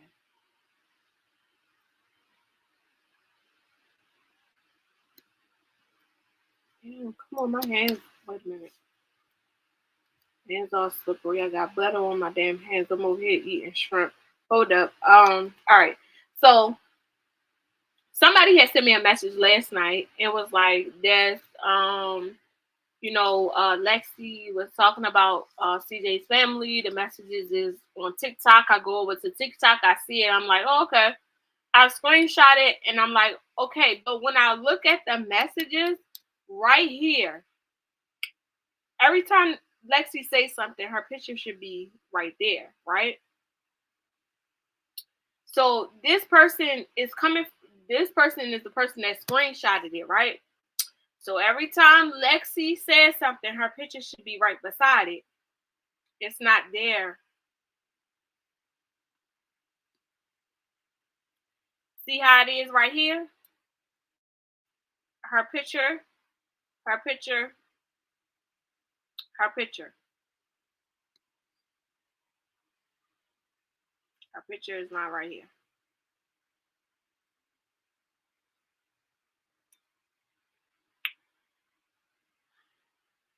So I don't know if it's real or fake or not, but I do know that Lexi said, she ain't got time for the drama today. She has a death in her family, so she said she ain't even worried about that shit.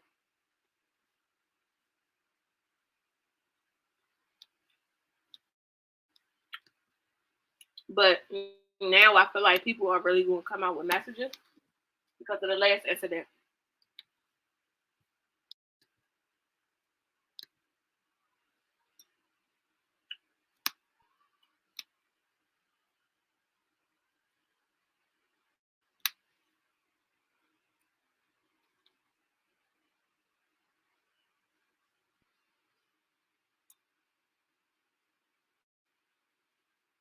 Uh huh.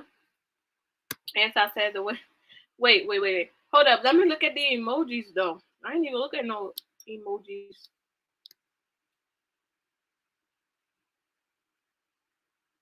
Hold on.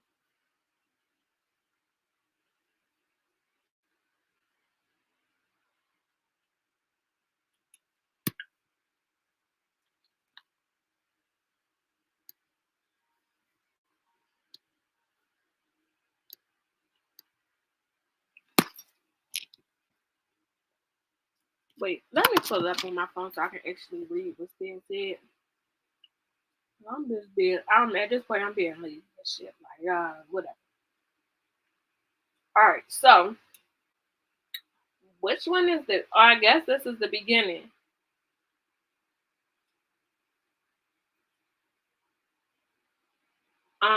So it says, "Oh my gosh, wow, Lexi, this man is fine. CJ is a major downgrade for you. Does he have an Instagram?" So she said, "I know. LOL. We still keep in touch and follow each other though. His Twitter is whatever." Somebody said, "Child, let me find out my girl Lexi is a player." Who talk like that though? Now everybody saying, "Child." Man, listen.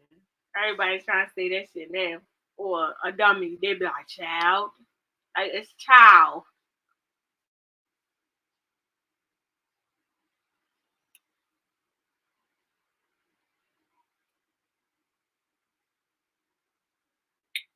Wait, what? Somebody said, "Child, let me find out my girl Lexi is a player. We out there, we out here thinking she's sweet, innocent, and naive, when really the whole time she's playing her cards right. When it comes to CJ and making sure her options are always open with some real men. It's only a matter of time before you make your move. Lexi, you're my hero." Y'all are funny.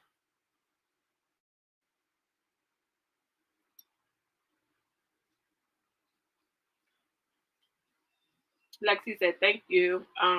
She said, "Thank you." And CJ entire family is ghetto. I could easily ruin everybody. I keep all my receipts.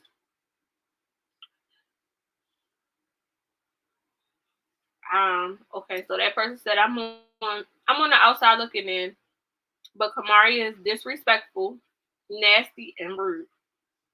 Then you have CJ who is just plain arrogant. And then you have the mama who is just, yeah, no comment on the mother. This is why we all feel for you and is worried about you. And the baby mamas are both self-explanatory, just awful, all of them. So she said exactly, "I'm not naive though. Compared to my last man," she said, "I know right now I'm settling with CJ." So that's what they said. Lexi said, "Child, I don't fucking know. I don't give a damn." But my question is, why do, like, I don't know. Like, I guess because it's quiet. Motherfuckers looking for some content. Mm, yes. And so I always said it. They always bring up Kamari.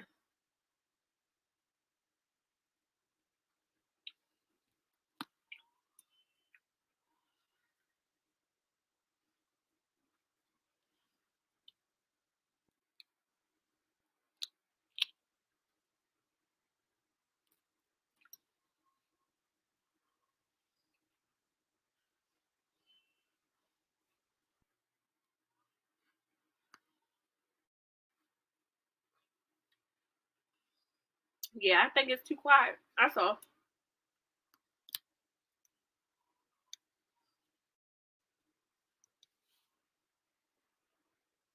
Right. What a coincidence. These messages and his number gets leaked around the same time. And then she just said the same thing about the pool shit. Remember, she said something about the pool. So it's like, I don't know.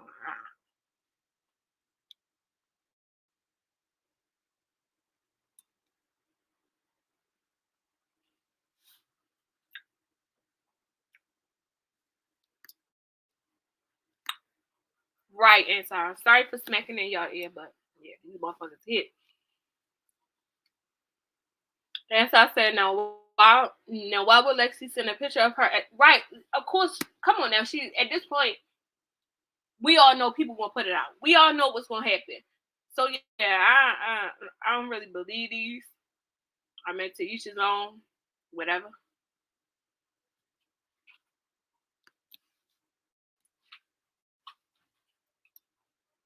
These one look, these ones look fake.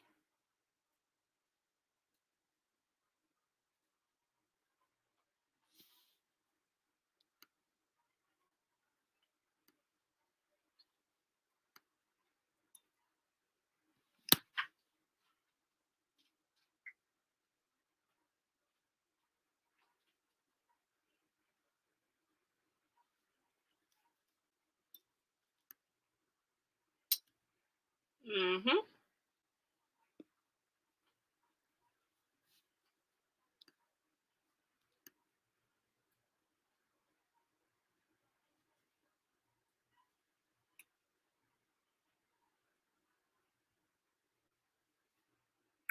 Also, hold up. They said that this happened when. Let me see something real quick, y'all. Let me look at my phone. Let me look at my messages. Because that's what I had to do the last time. Excuse me, y'all.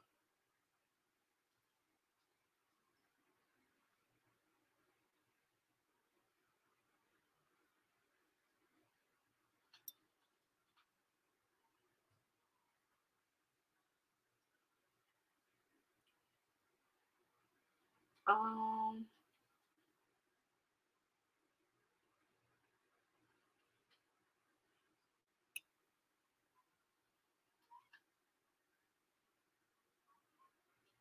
all right, boom. Where is okay? Whoever this person is who put this out, I need y'all to show the dates. I also see that it's like a screen recording. I want to hear that. Yeah, I'm not like another thing. Like I said, I don't see no like my messages. They got the date at the top. Then whatever we spoke about.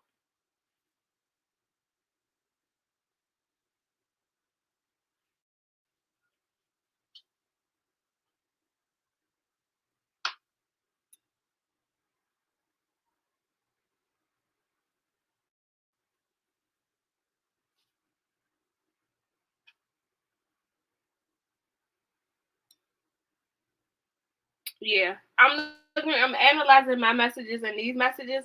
Also, here's another thing, right? Y'all know with like the Instagram messages, it's a flag at the top. Where's your flag? It's a flag at all like it's a flag at the top of all the messages. Where is the flag? I'm looking at the top right here. The flag belongs beside the video button. Where's your flag? You see what I'm saying?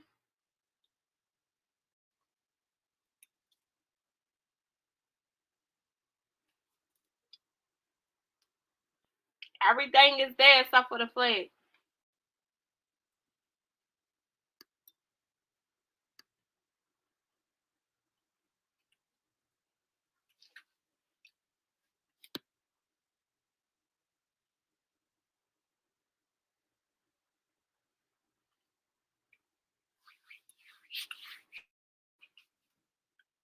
I want y'all to go into y'all DMs, right? Any message between you and anybody else. Look at the top of the messages and you'll see a flag.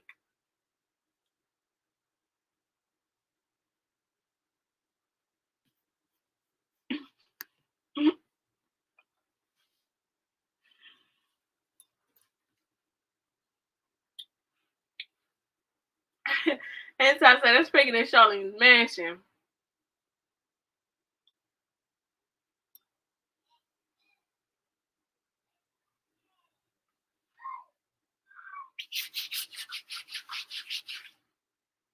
Everybody messages has flags at the top.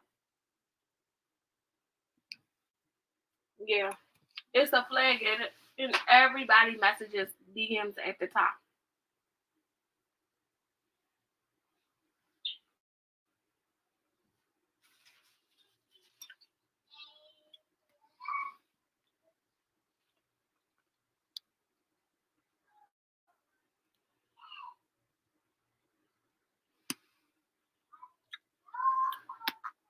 And this time, y'all,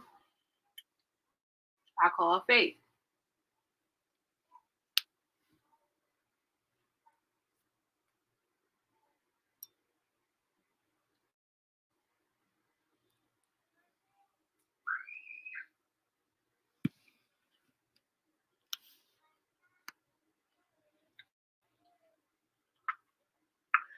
I call fake, y'all.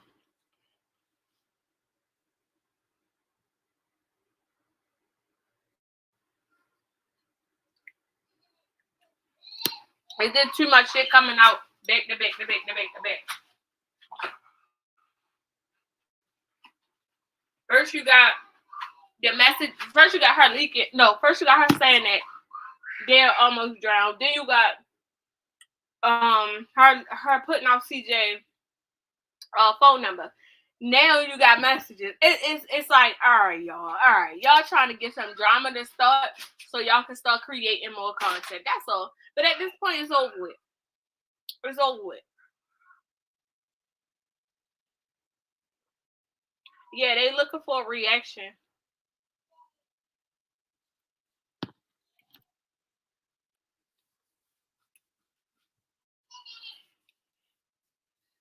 Yeah, that's crazy.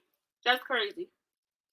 And you know what's funny? They sent me the message last night, like, oh, go over to TikTok, da da da. I'm like, oh, okay. I went over, I looked at it, I'm like, oh, okay, cool. Like, I mean, I wasn't posting that shit, because, I mean, at this point, like, that shit is dead. Like, ain't no purpose. I'll post, and something, like, I posted the leak phone number because that was real. I'm not posting that bullshit if I don't feel like it's real.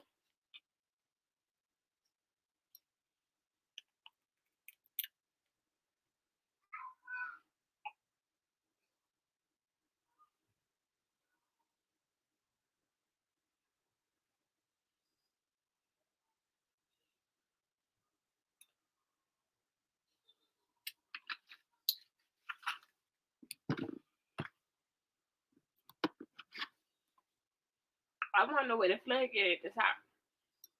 Cause that's the first thing I say. I'm like, oh, where the fuck is the flag? Then where's the dates? Hold on, let me see something else.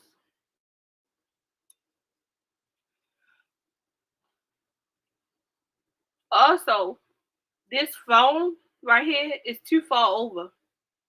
Lexi, her her check her check would be like right up in here. The phone would be right up in here.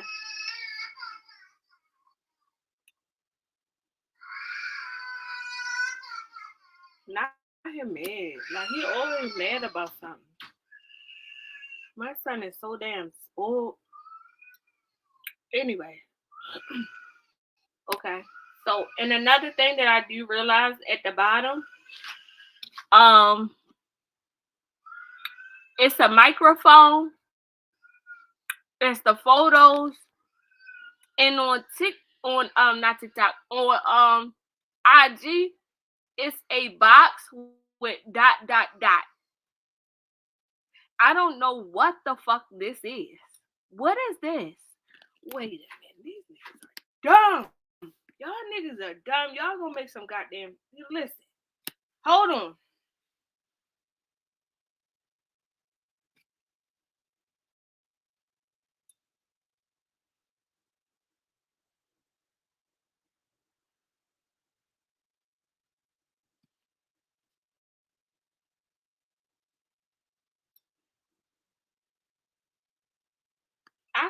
I gotta blow this up a little bit so y'all can see what I'm talking about.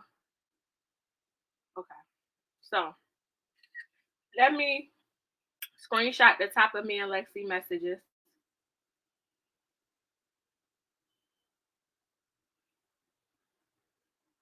And I'm gonna show y'all the difference. And I'm gonna also screenshot the bottom. And I'm gonna show y'all the difference. That's some weird ass shit. Y'all should have looked over that shit before y'all did that. Hold on. So with this one, okay. So yeah, that's out of line. Mm-mm-mm.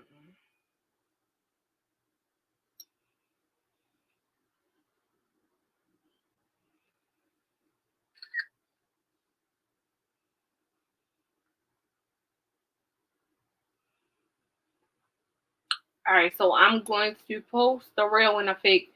Hold on, I'm gonna show y'all how mine is set up. Um, let me post. Okay, so these are the fake ones. Well, the alleged fake ones. Okay, so all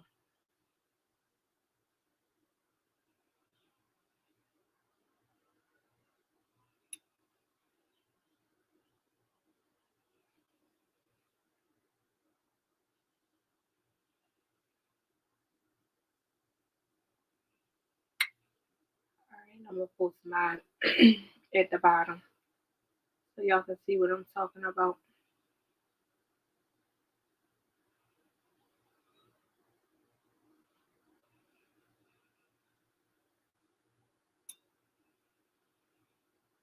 All right, here we go.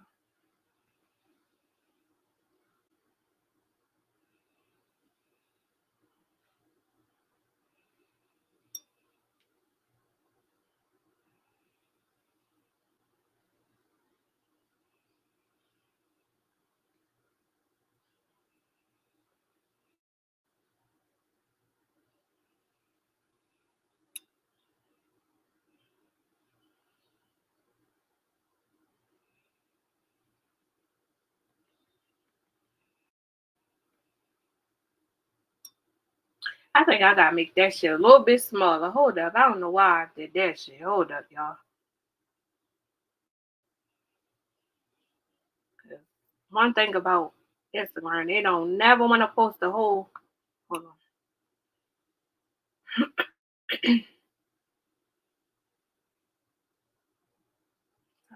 There we go.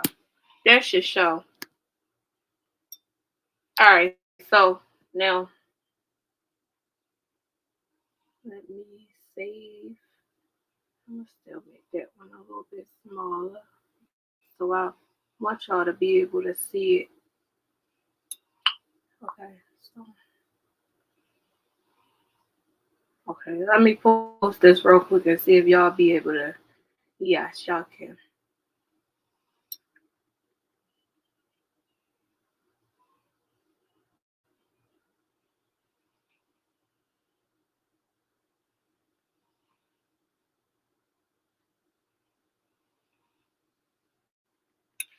Alright, so I posted it, y'all. Hold up, I'm about to do the second one.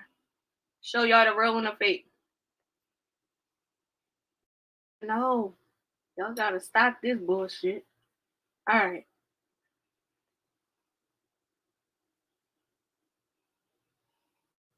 Now, this is the fake.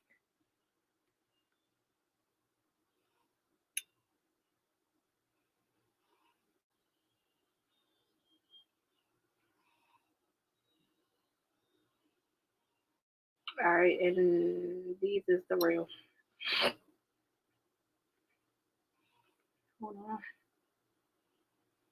Not at 3 o'clock in the morning. Let me hurry the fuck up so I can see my ass in there with my man. Hold up. Alright. Alright, so these are the real ones right here.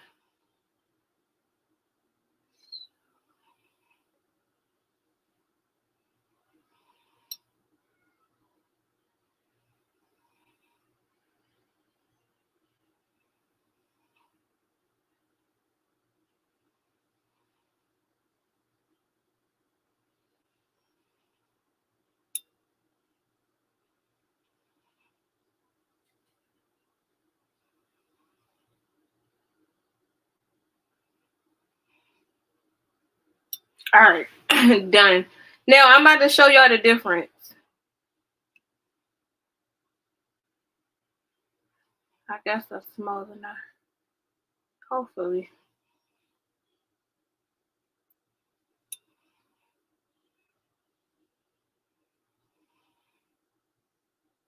Yeah. You can see that shit real good. Hold up, y'all. Alright, there we go.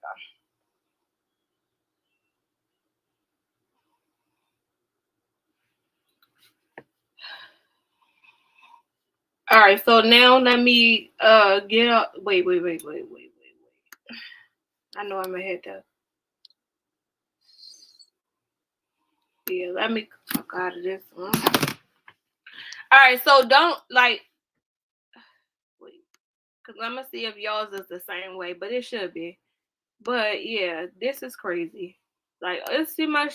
People be doing too much. Like, is it ever that fucking serious? This is fucking stupid shit. I'm not reposting no fake shit. I'm just being honest, y'all. Told y'all that the last time. I'm not. No, hell no.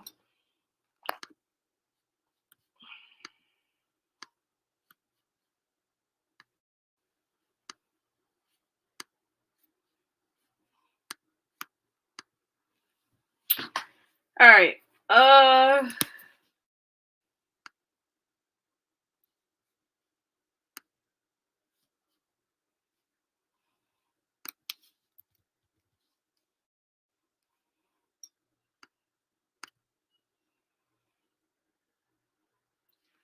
right. So we're gonna start off with the top of the messages first, right? So,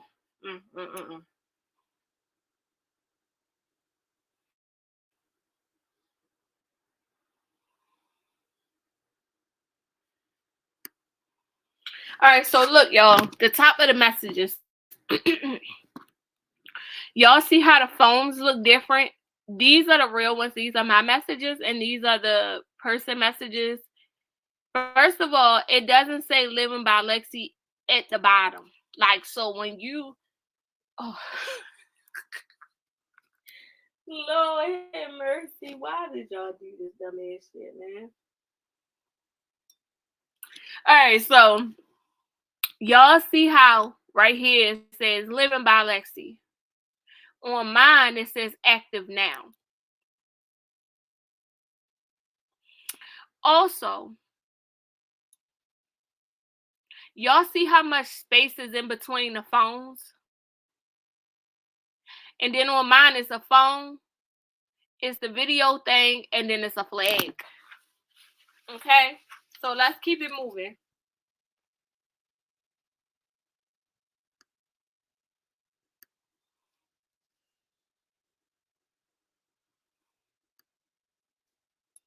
At the bottom of the messages, you'll see message.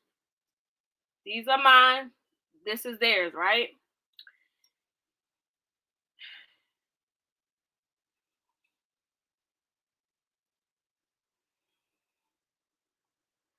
So y'all see the microphone, the photos, and then you see this square with dot dot dot, and then you have the add button. This one has a mic, it has the photos, and it has a box with two eyes.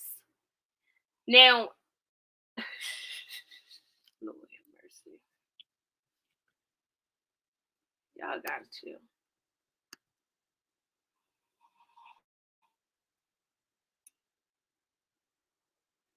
Y'all gotta stop this shit, man. Ain't nothing going on right now. Ain't nothing going on. Why y'all trying to make it something? Like, y'all gotta chill.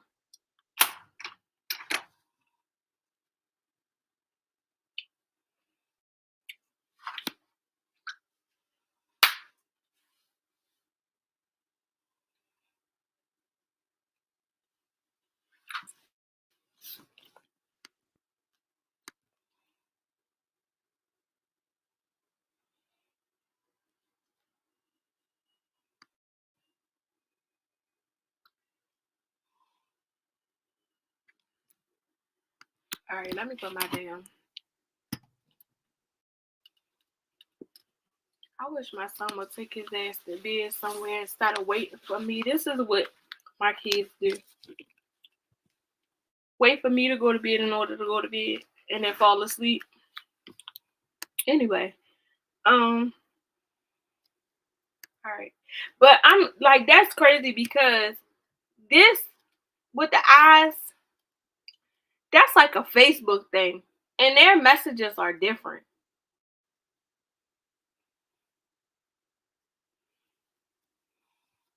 Especially this shit right here when it says Alexis and then right here it says living by Lexi. My shit don't say nothing but active now.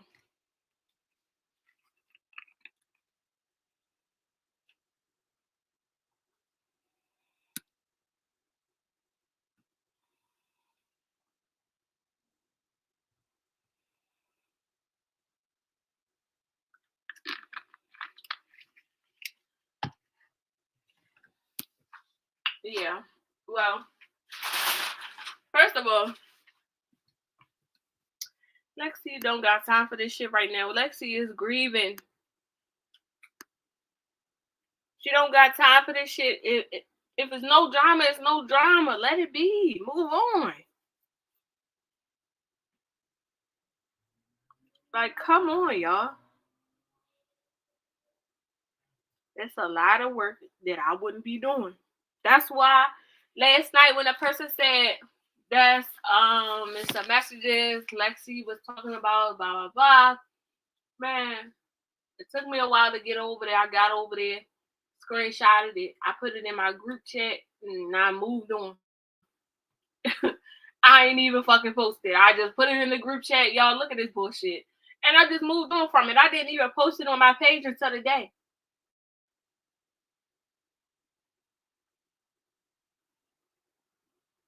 Because the only reason why I posted it on the page today was because everybody was sending me messages. Hey, Lexi got some messages out. Is it real? Is it fake? So of course I'm gonna answer y'all. But other than that, I wouldn't have said nothing if y'all ain't know about it. I wouldn't even put it out because like it's fake. Like why am I putting out fake shit? Y'all know I don't do that.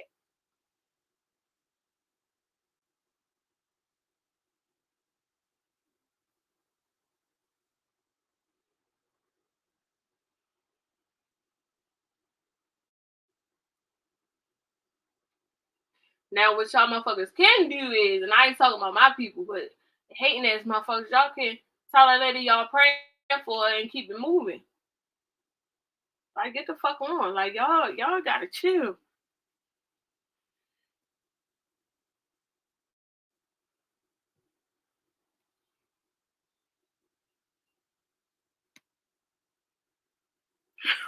Y'all ain't shit. Maybe she needs to be thrown into moving traffic. I ain't fucking with y'all. I'm not. I'm really that. But okay, y'all. I got to go. For real, y'all. I just be so through with people. Like it's never that serious. This some internet shit. Motherfuckers like just leave people the fuck alone. It is what it is. Like even when I post Charlene shit now, I ain't popping it. I'm not popping it. I'll make it like so like this shit right here. And I don't even post. Let me just take that back. Wait a minute. Now I don't even post Charlene shit. Let's just say that. As y'all see, when I do speak on her, I don't even like. I don't even put that bitch in my thumbnail. I don't because there's no point. It's no point. I don't care. I moved on from it. I'm gonna speak on CJ, but I'm not speaking on Charlene. That's over with, right? So when it came time for that, like people were sending me this bullshit. I guess she was in them people over there chat. I don't know. But this is what was sent in my DM. So I reposted it and I spoke on it. And I did need, I said, CJ reunited with his kids after the crazy allegations. Even with the your post when I posted it. I wasn't popping it. I asked the question, did y'all think that she was trying to start back drama with CJ? So cool. And I said, allegedly, Cordelia fell in the pool without adult supervision. So, like, I'm not, like, on that. I don't have time for that shit. Like, if I'm going to post some shit, I'm just going to post it. I'm going to keep it moving, and I'm going to post everybody. I'm not just posting these people. I'm not fucking with these people. It is what it is. Like, just come on now. It's over with. It's been a year.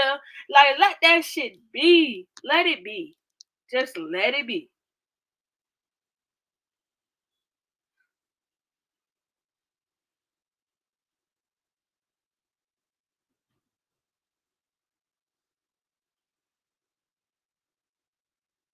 Now, as y'all know, my people, we've been in here, we've been chilling, we've been watching the little saga with Maddie. Now my numbers was like in 65, 75, whatever. Y'all know when we start talking about CJ, Lexi, or whoever, the numbers start going up, right? Because they want to hear what the fuck I gotta say. And I do too. I would too, you know. I'm that bitch. I'm her. So yeah, y'all, for real. I'm about to go to bed. I gotta get these kids in bed because they done fell asleep waiting for me. But yeah, we'll be back tomorrow. We'll be back. Cause again, we out this thing.